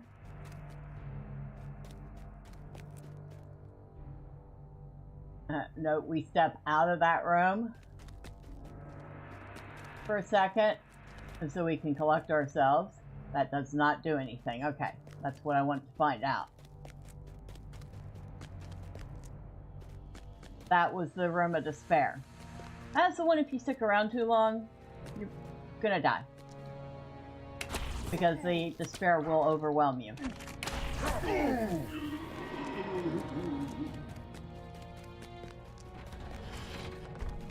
Ah, the Room of Doors. We are down to the last spot. We need to find the collapsed corner and deal with them. Holy smokes. We're almost there. Now we just have to find one stinking spot.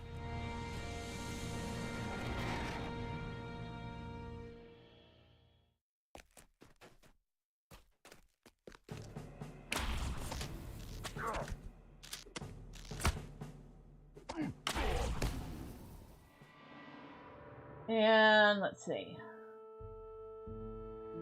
I think it's going to be anywhere here.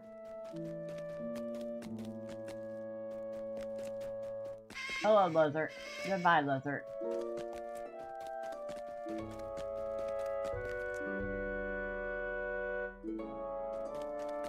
Hello, beetles. Goodbye, beetles.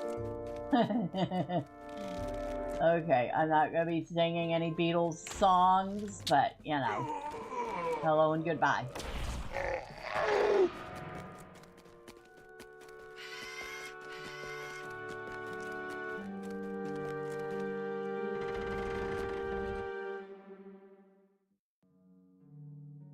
Alright, so that just goes back to Minas Erendor.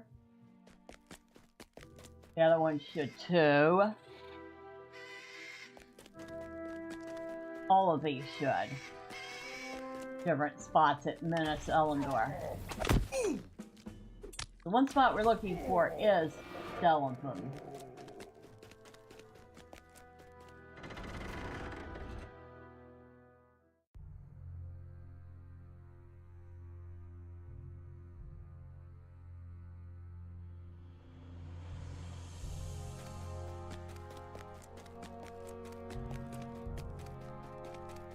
We have not been this way yet.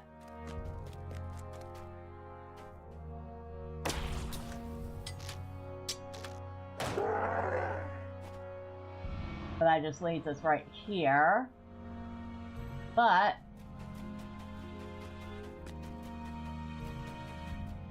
we can go this way.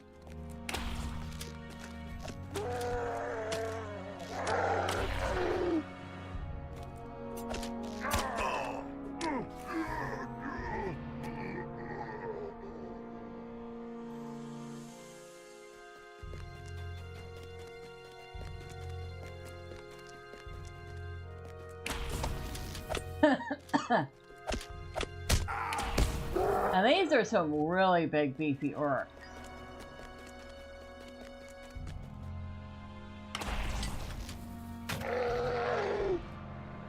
That just takes us back that way.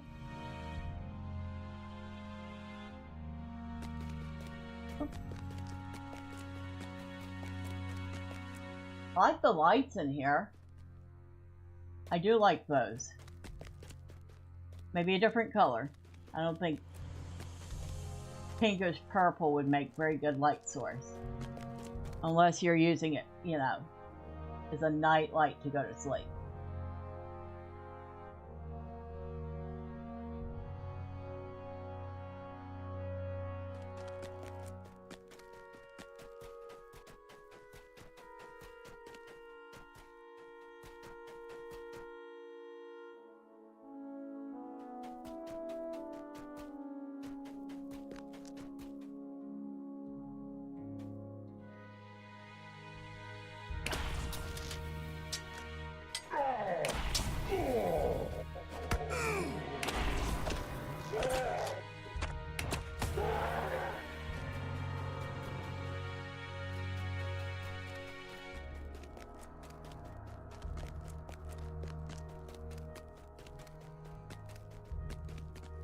Takes us here,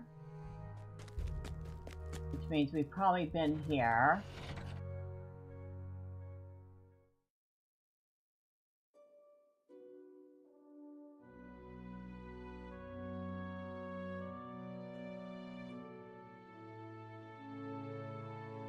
Yeah, we most certainly have been here.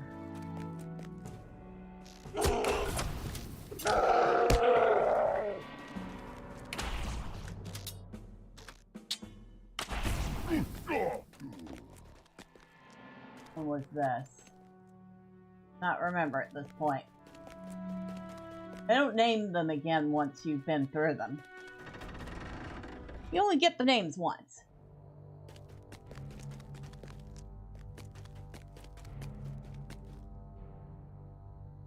Room.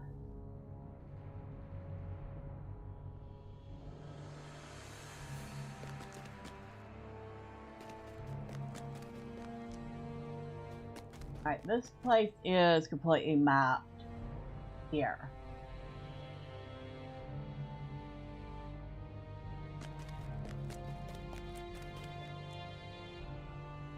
Oh, this way we have what appears to be a spot here. And this way we have a spot, and over here.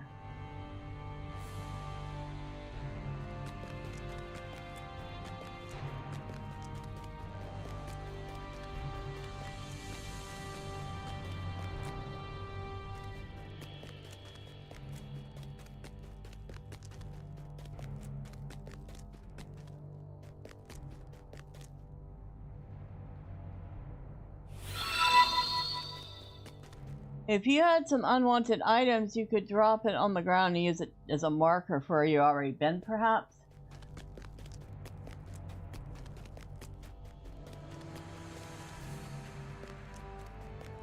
I don't think I've ever tried anything like that. I don't know if you can.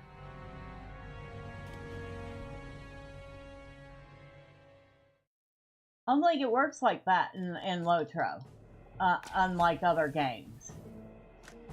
I don't think you could drop stuff on the ground and it still be there. I think no, you can't, it doesn't on it. Now that I think about it, it just destroys the items.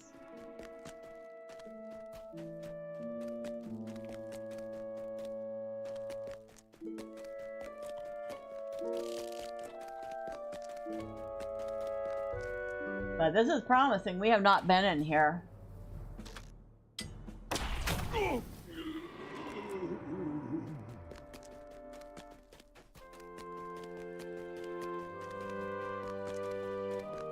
We found the collapsed corner. We got them all. Yes! We have completed exploration from top to bottom.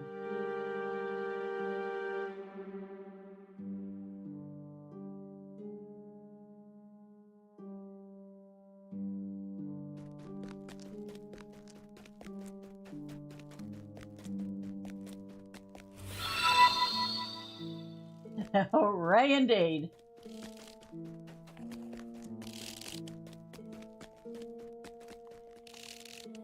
Alright. Now we've done that. The heck out of here. Okay, so that does... That door... I was kind of hoping that door did something. It's broken. It does nothing.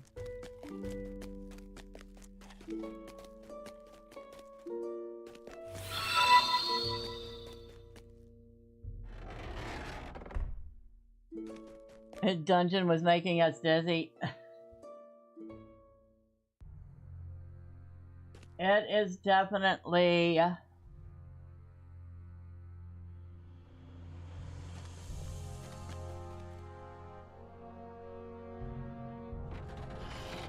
It defies logic, let's just put it that way.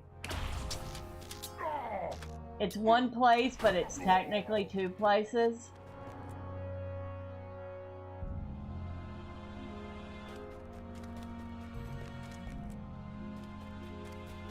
It's definitely one of the more unique puzzles that they came up with.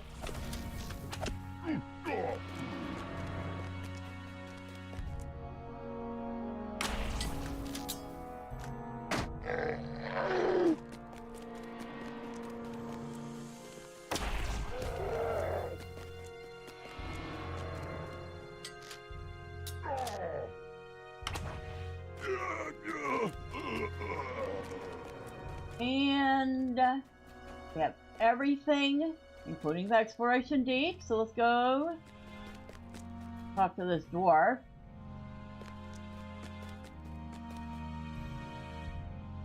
Excellent, excellent.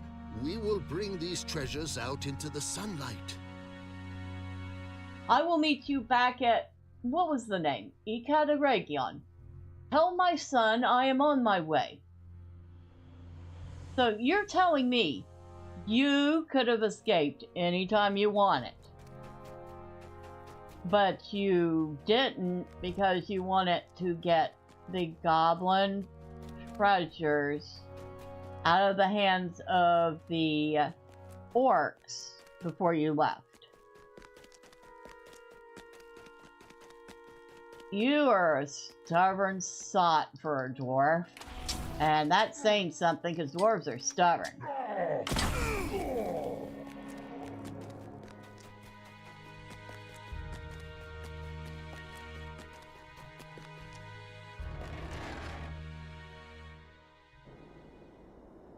And we are back out in the sunlight. Or, well, as much sunlight as there is left.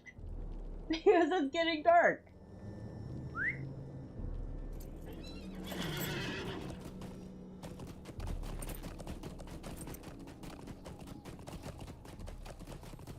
Wow. I'm actually kind of surprised I actually managed that well. NPCs are always a pain making the rest of us risk our necks on their behalf. Yeah. This one kind of took me by surprise. I'm like, wait a second. So you're saying you actually could have escaped anytime you wanted to?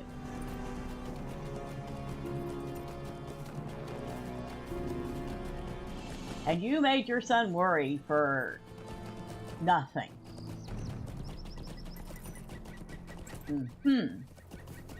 I'll remember that. Okay, we have 3 loot boxes. We have 5 keys and we have 3 loot boxes.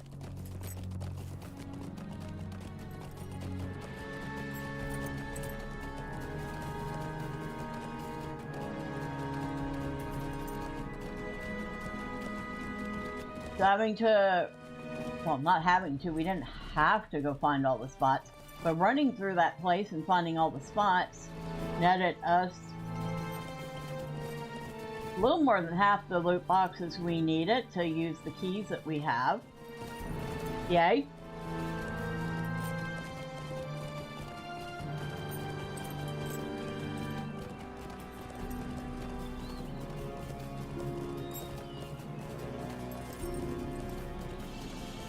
Now I'm guessing the cosmetics and the housing items are going to be the same things as whatever the vendor has right now. If I remember, that's how that works. Excuse me, I need to find a vendor.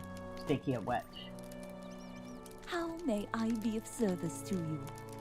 You, my dear, can buy all my junk. You can buy this junk. And you can buy this junk. And you can buy this junk. And this junk.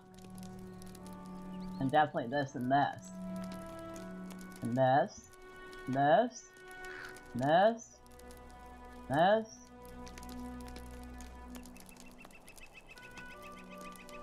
And what's this? Not junk.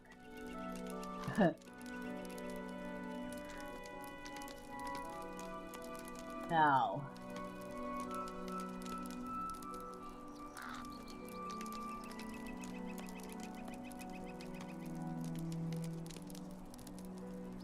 Those scholar recipes, they are. We did not know that one. And we did not know that one. Did we get lucky with the cook's recipes? Oh, we did not know that one. And we did not know that one. Nice. We got lucky with those.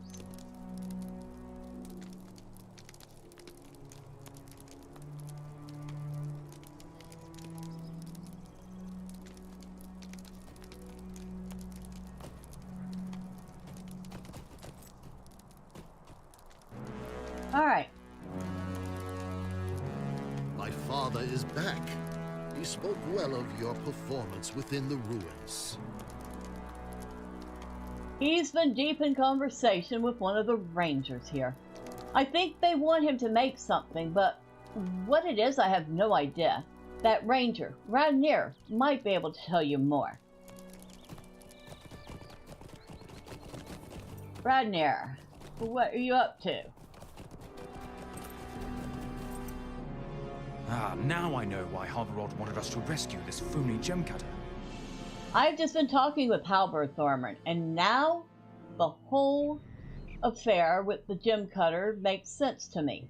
I now know why Halberd thought the delay was necessary, and I agree with him. He has a commission for Funi Gem Cutter, a task for which Funi is well suited. He wants Funi to make an imitation of the ring of Bauer here. Halberod can tell you more, but I agree with him. What chance is this? Halberd can tell you more, but as he said to the rest of us, what chance is it that puts a wandering jewel crafter right in our path at this moment? He is right. It is a small chance, surely, but a happy one. Talk to Halberd here at Ecataragion to learn more about his plan. So, Halberd's idea is to make forgeries of the Ring of Bauer here. We are going to, yeah, we will rebind here so we can come back here easier. Because before I start opening chests, I do want to see what the vendor at the Boar Fountain is offering before I start opening chests. Like I said, I'm pretty sure what we get out of the chest, at least cosmetic and housing item wise, is going to be tied to whatever that vendor has.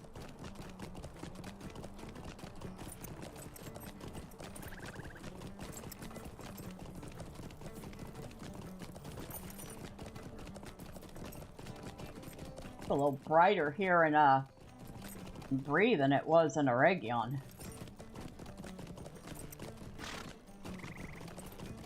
Oh, we get a better look at the pony. Like I said, this is the Lossoff steed. The pony version of it. Woo! Let's not ride right into the bushes, shall we? I like this one. Looks better in proper lighting.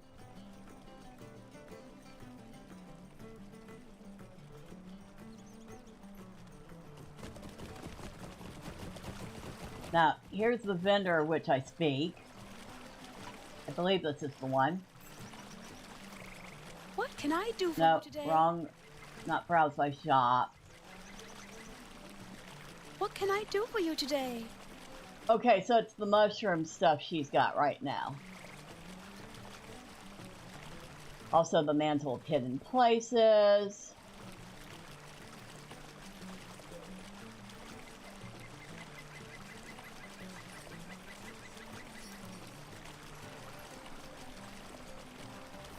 Now, if Thormurn were to get that set, that actually would look good on him. Oh my god, that would look good on him. This Hidden Places cosmetic set.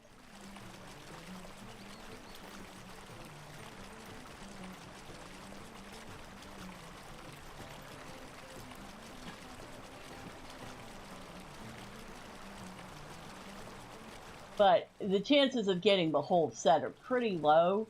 And you certainly don't have enough figments to buy the whole set. It would be 7,000, 10,000, 11,500, 13,000 figments, and we only have 4,100. Yeah, he wouldn't be able to buy the whole thing. Just too bad. Because like I said, this looks good on him.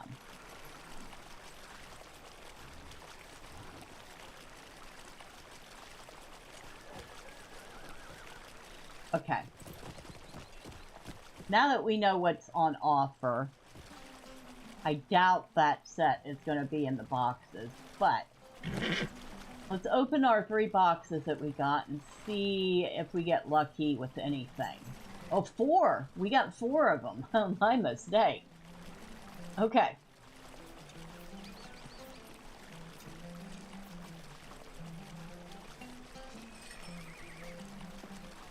We got the Mushroom Hunter shoes. I have no idea. I can't read it. Topaz Gold Ring of the Traveler, which has 34 agility, 19 vitality, 138 evade. Ooh. Uh-huh. That's actually a nice one. I'm gonna have to figure out what I'm swapping that with. A universal ingredient pack and 120 motes of enchantment. So that was chest number 1. Chest number 2. We are getting a topaz gold ring again.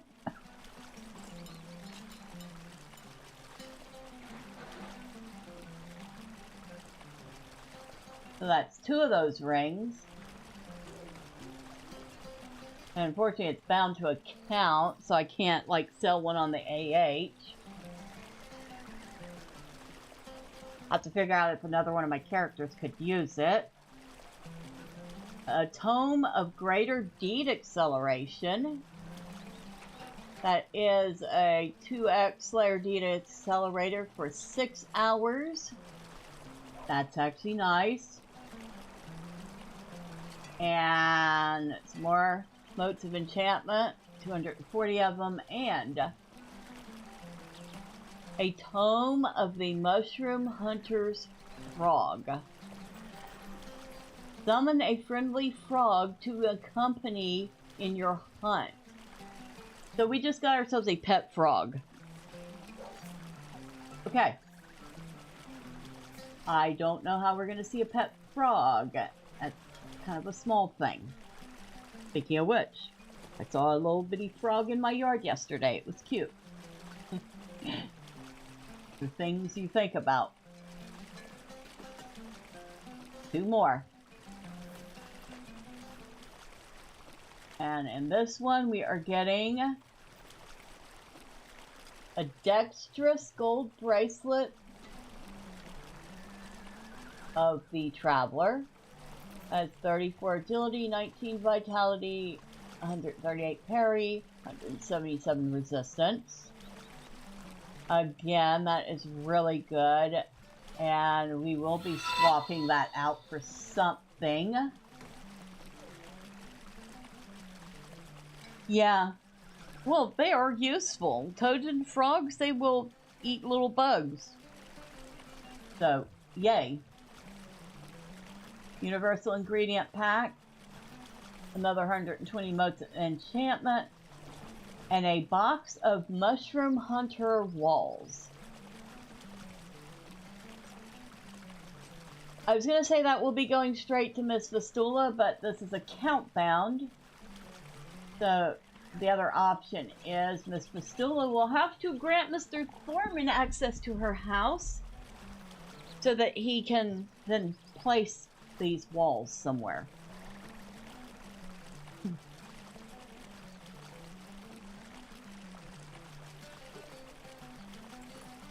Last one.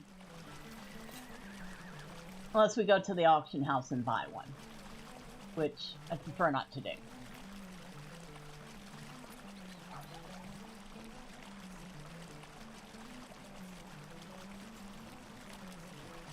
A refined, stylish pendant of the Traveler. 34 to agility, 24 to vitality, 212 to resistance, and 157 to critical defense. Again, better than what he's wearing, so he will be swapping out. He also got the Mushroom Hunter's gloves to go with the boots. Another 120 motes of enchantment, and some incomparable enhancement runes. So he definitely got some nice jewelry. He got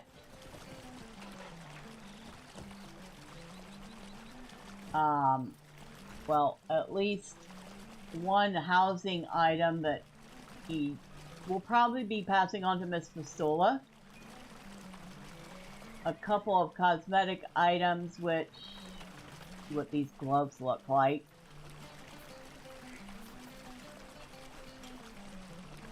Barely see them. They don't look horrible.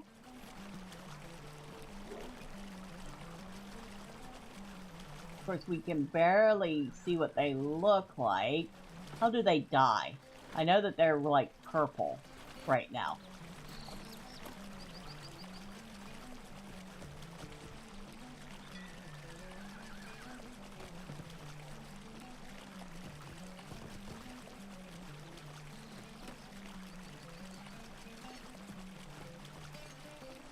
So, the brown part stays brown. Too bad. It does not match his outfit at all. There's the shoe portion. I'm assuming the brown part's going to stay brown there too. Actually, it doesn't dye at all. So the shoes don't dye at all. That doesn't make any sense.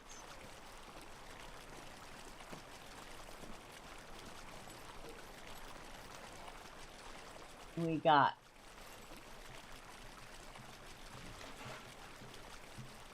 that. That was the enhancement rune.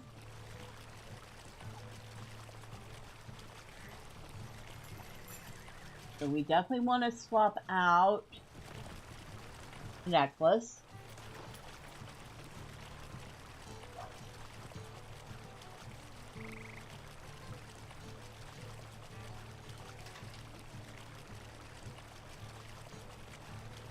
We definitely want to swap out the bracelet.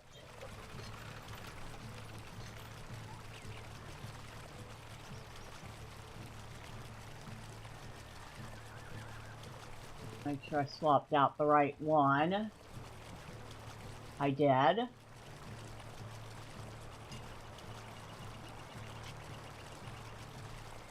And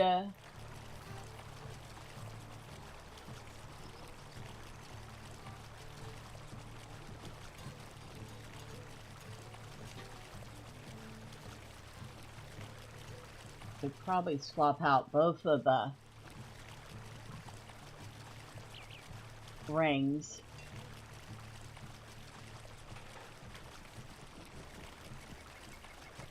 First, wait a second. I'll take that off. Hold on. Oh my god! Are we serious? It doesn't bind to the character. It does not bind to the character anymore. It's still... I put it on and it still says bind to account, which means I can take this off later, send it to another character on the same account, and they can wear it too. Are we absolutely serious right now? Holy, that is huge. I've never seen that happen before. Not ever, ever. We can actually take stuff out of the loot boxes that is bound to account, use it on a character, and it not bind to that character, and then send it to another character, and that next character on the same account can use it.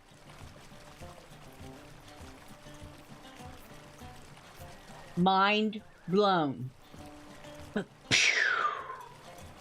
Holy smokes! I like it. I like it. Okay. I'm happy. I'm very happy. Can we tell? I'm very, very happy. Now, we should have gotten a big agility boost from all that.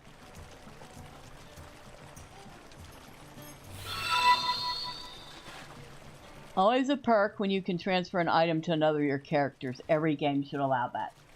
LOTRO has not ever allowed that.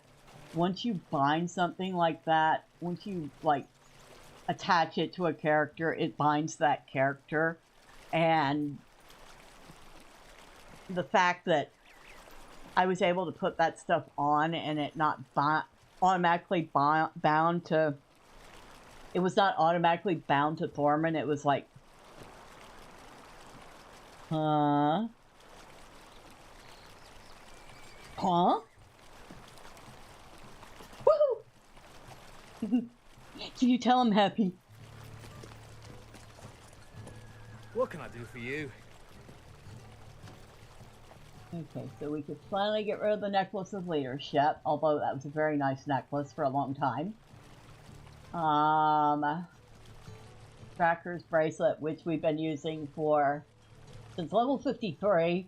We've been using that for 17 levels. Ring of Revenge, which you've also been using for 17 levels.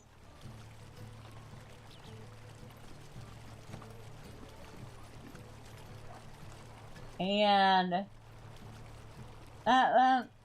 we've only been using that for 14 levels. Nax Ring of Agility. Okay, so we've sold all those off. Now, the final thing that we got, now of course this is going to bind to Thormurn because it's going to get used up by Thormurn. The Mushroom Hunter's Frog.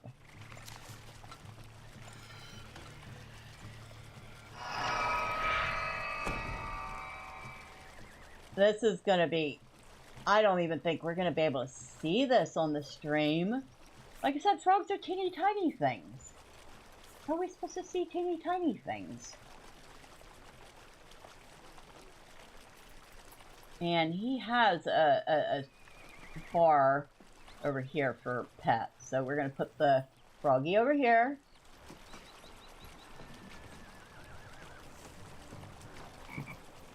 I hear it.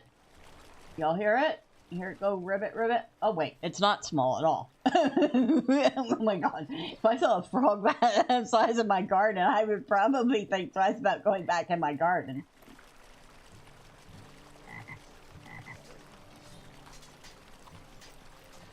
And of course, because the animal wants to turn the same direction, I can't get a look at it.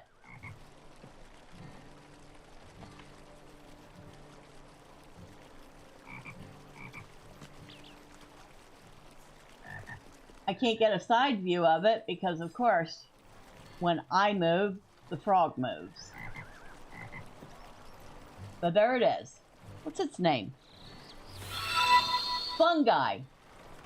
The frog's name is Fungi.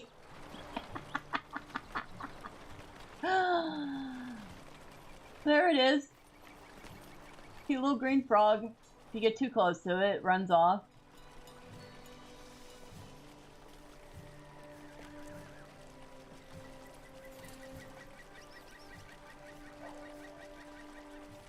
I didn't do too bad of a job with it. Oh wait, there we go.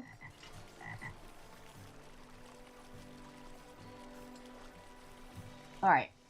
I think that's about as close as I can get to it for a side view. Now we can see what it looks like from the side.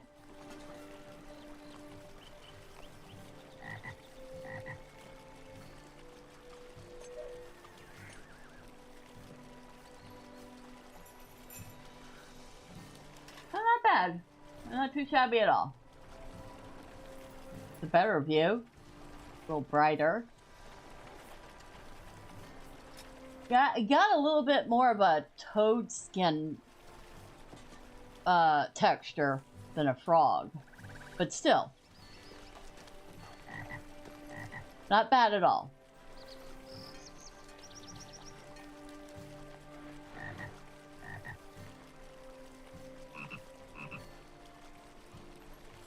I just realized frogs also have eyes that are, the pupils are horizontal instead of vertical. So you're telling me that a goat has reptilian or amphibious eyes. Weird. Okay. There we go. He's got one key left. I wonder what he's going to get out of it. I doubt it's going to be what he wants. How many... it might help if I, like, I don't know, open that back up. We want currency motes. We have 4,800 motes and 4,100 figments.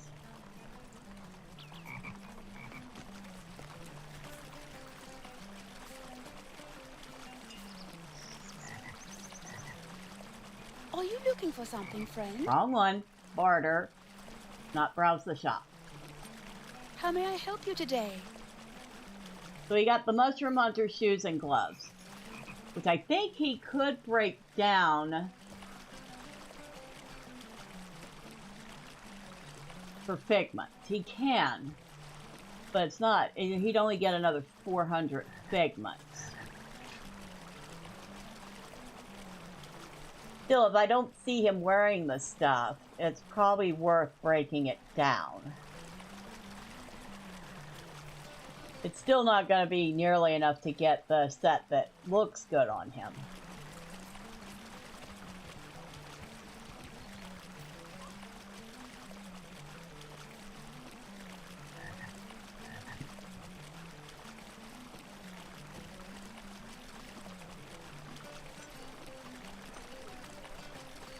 Although he could get the circlet at least. That looks really good on him. And the mantle would actually go nicely over his armor. And what color? How does that? Oh, that dyes real nicely.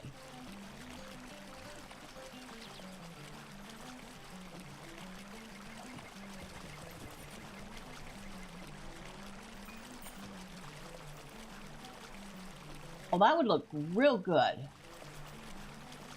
Now this is a headpiece dye. A little bit. Not a ton.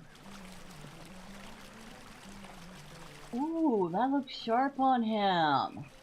I'm so tempted.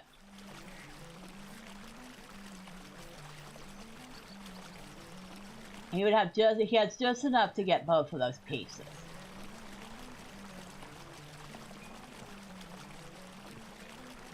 Or he could get the jacket, which also looks really, really nice on him. And also dyes really nice. Oh man.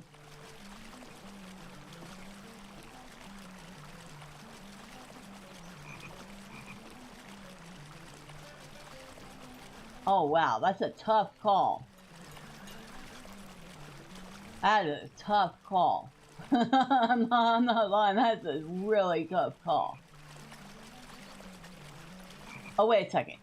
He can't get both the circlet and the... Okay, so he... Wait, can he?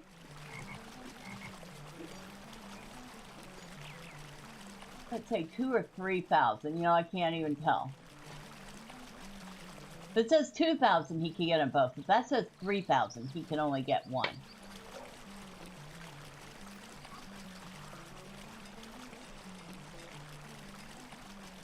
Now, this, Miss Marcelin got out of a box. She's giving that to Miss Vistula. Perfect for a little hobbit house. The Mushroom Hunter Hearth, perfect. And this is what he just got. And they're only worth like 1,500. Now he could break this down. Instead of giving it to Miss Vistula, he could break it down into figments. Between the stuff he got, he could get 800 more figments. But that's still not enough to get the pieces he wants.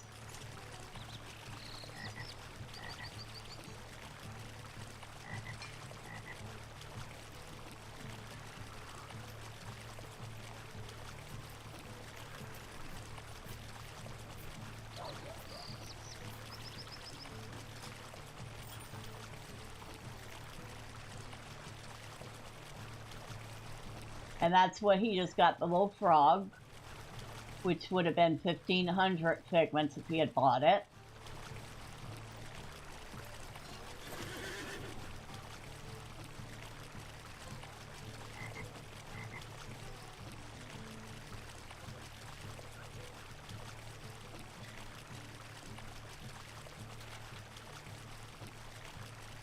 So see, 4,100 plus another 800 would be 4,900.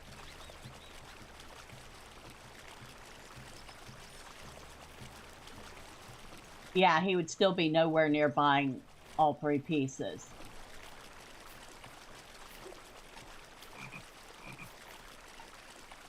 And now I'm looking at it, I'm pretty sure this says 3,000 and not 2,000. Oh.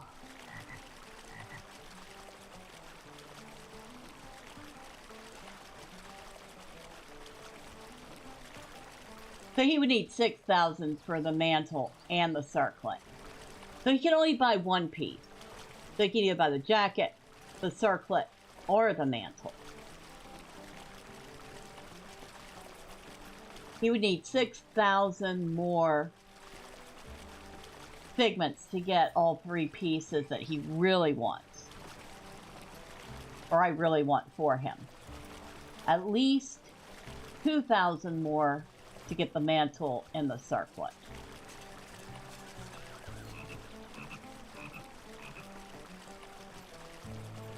I haven't slept in days. Lady, why haven't you slept in days? Huh? Dark skies, dark tidings. Hello there. And didn't one of you people do moat exchange? These are troublesome times indeed. Oh, goody, goody. All y'all just gonna sit there and bitch and moan. How may I help you, friend?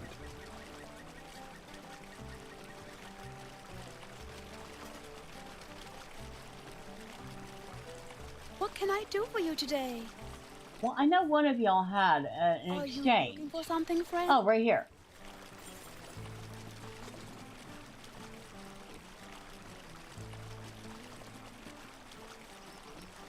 Okay, so 1,000 motes gets 1,000 figments.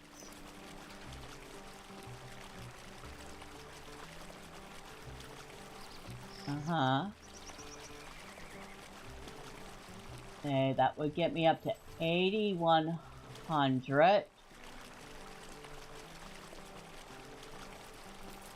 It'd still only be 8,900, but I could get at least 2 of the pieces.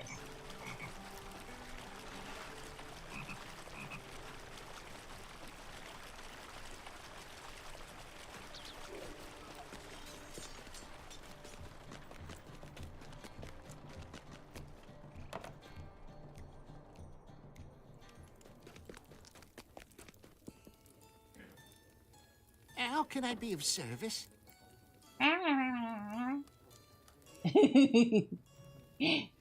I should stop mocking them.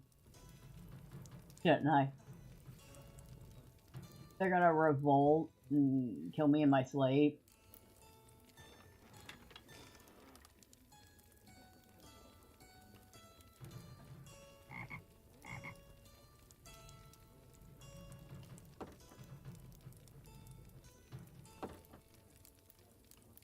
Alright, I hate when it does that. There we go. That up, put that up. And collapse that. That gives me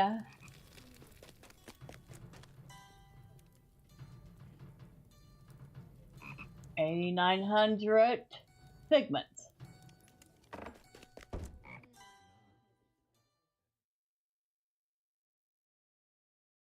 Means I'm 1,100 figments away. But it also means I can get 2 of the pieces. Are you looking for something, friend? So here's the $1 million question.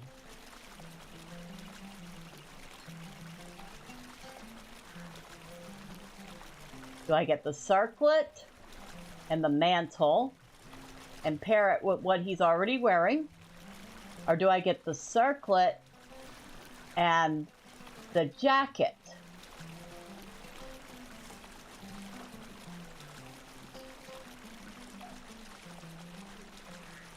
Circlet and mantle.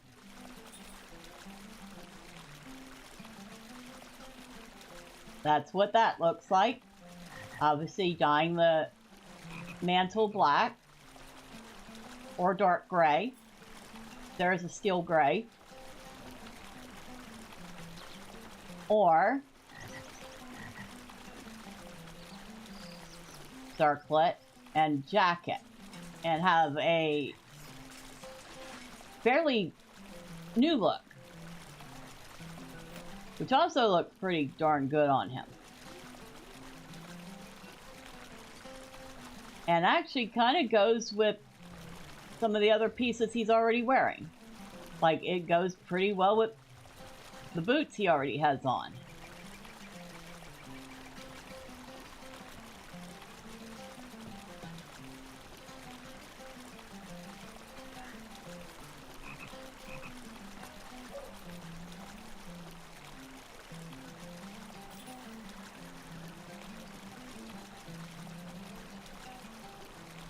I think the given is we're definitely getting the circlet. Because the circlet just looks good on him. So, we're going to do that. We're going to get him the circlet. Now, the $1 million question is mantle or jacket? So, I'm going to let y'all decide. All in favor of the mantle, say 1. All in favor of the jacket, say 2.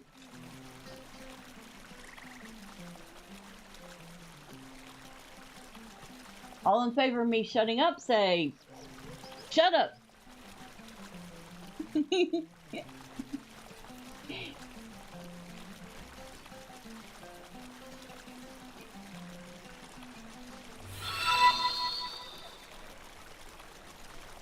All else fails, just have Thormurn walk around in his underwear. I don't think so.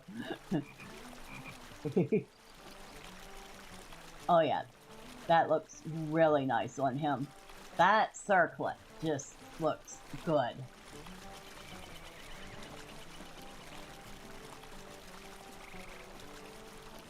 That looks dwarven too. It's gotta be dwarven.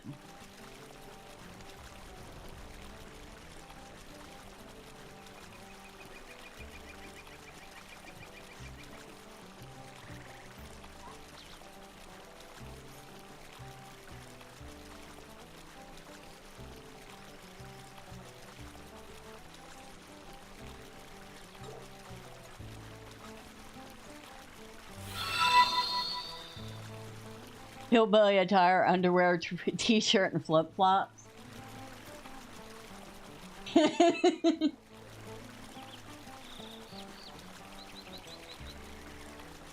How may I help you today? You know, they actually have something you can buy in the LOTRO shop that lets your dwarf be bare-chested. But I kind of prefer my dwarf to actually have clothes on. So, he's like, nah. Alright. We've come down to the wire. Mantle? Or jacket? Considering they both look pretty darn good on him.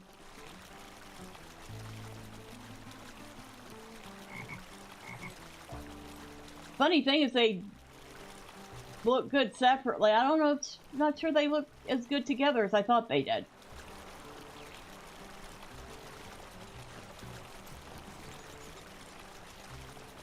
Mantle. Jacket.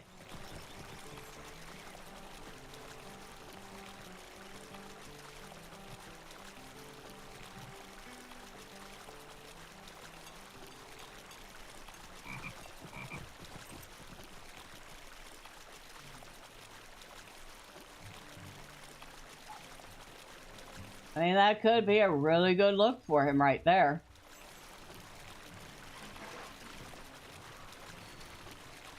Of course, it doesn't have to be black either. We could go something like turquoise.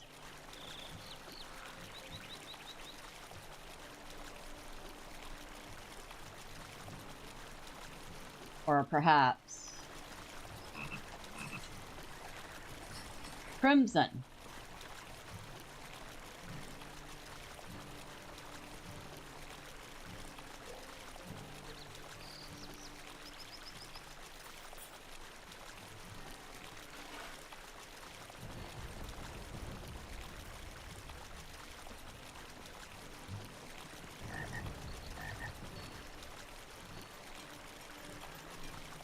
And the more I look at this jacket, the more I'm liking it.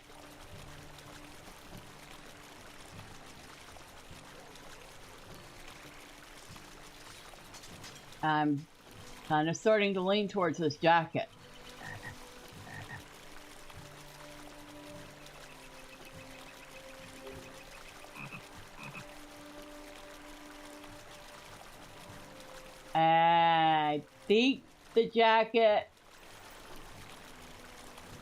I think the jacket won. Alright, so we got him a brand new jacket. Yeah. Burgundy, yeah. It's probably one of the few times burgundy would look good on something. Greetings.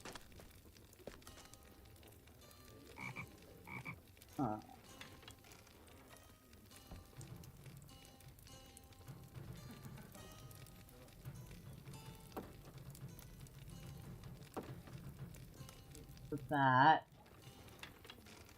Move that. I could put this in and this in. I have no idea where I'm putting some of this stuff. Because his inventory is so full. I'll have to sort that later. I have any dyes in here? I have gray, navy, and red. I don't have burgundy. I do have red.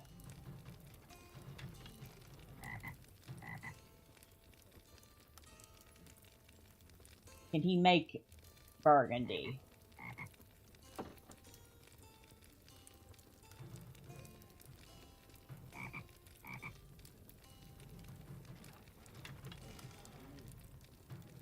Golden sienna, violet, burgundy, amaranth. Does he have any amaranth?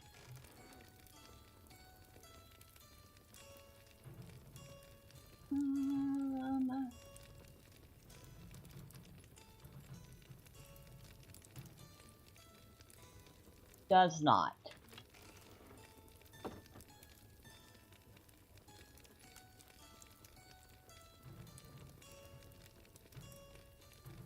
Orange, if he has bloodwort.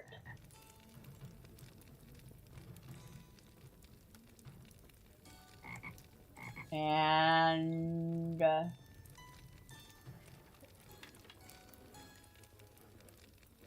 he does not. I know where he can get some though.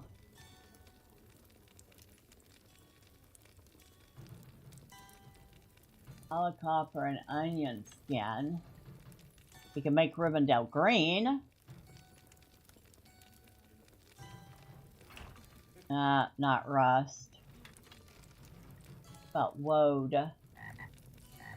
How many woad? He has woad. He has blue bottle. He can do sea blue. Juicy strawberry. I don't think he has any juicy strawberries. No, he has juicy blackberries though.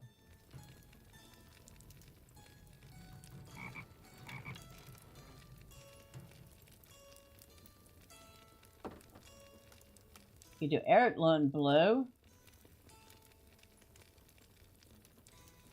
I wonder what that would look like in Eredlund blue.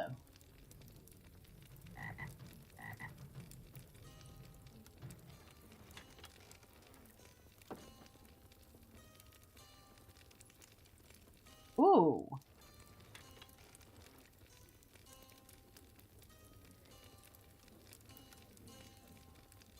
That'd actually look good.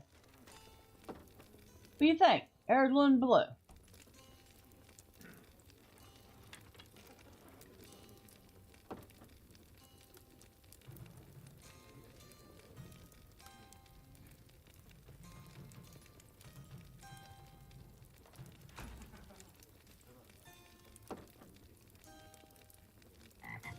Woad and indigo.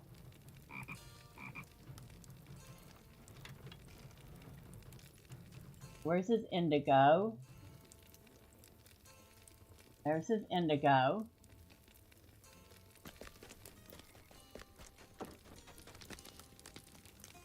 Alright, so we need this dude here.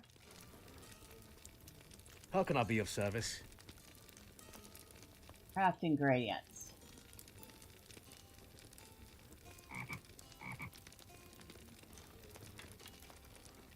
Piece of chalk.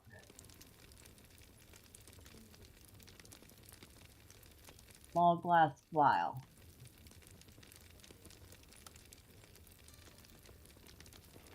Right there. And we're close enough to the crafting table, we can just sit right here and make them.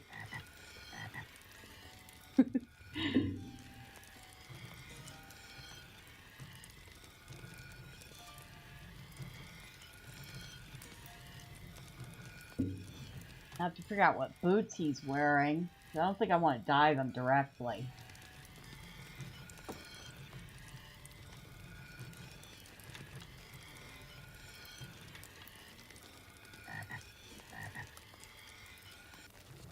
Boots of the Three Peaks, okay. Which, surprisingly enough, go pretty well with this. What can I do for you?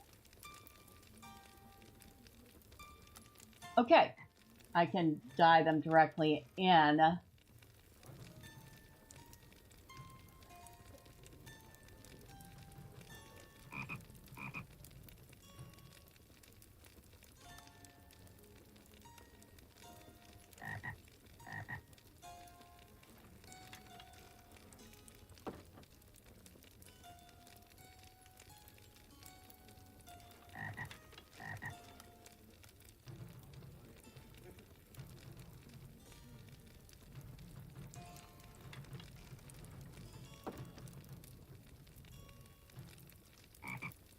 Oops, got the wrong color. I got the default instead of the iridescent blue.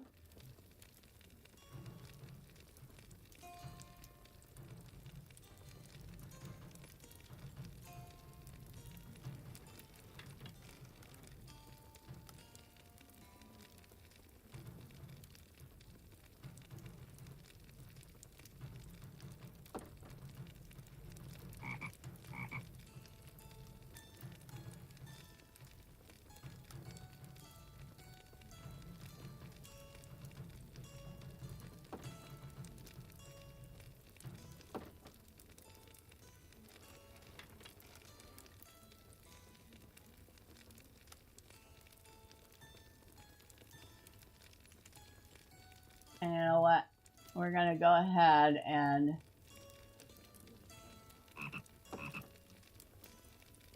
this is all right, but I think I just much prefer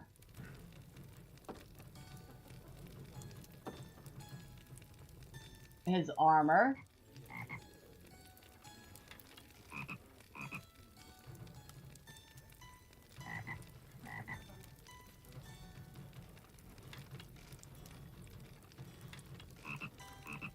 Alright, so we got that, we have that, and we have that.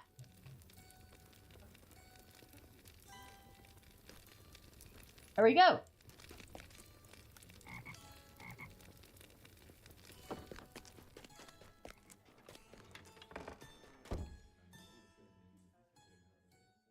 Well, Thormurn actually learned a bit about the Dunedain. We started making our way towards Imladris, and he even got himself a snazzy new look. I'd say he had a pretty good day. He's looking pretty handsome. He's a handsome dwarf. I do say so myself.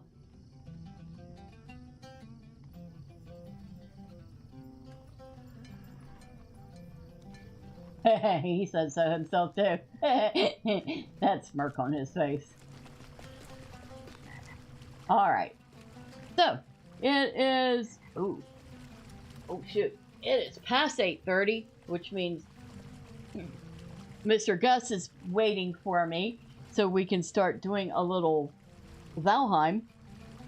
Let me take a moment to thank everyone who stopped by, starting with Miss Saucier. Always glad to see you.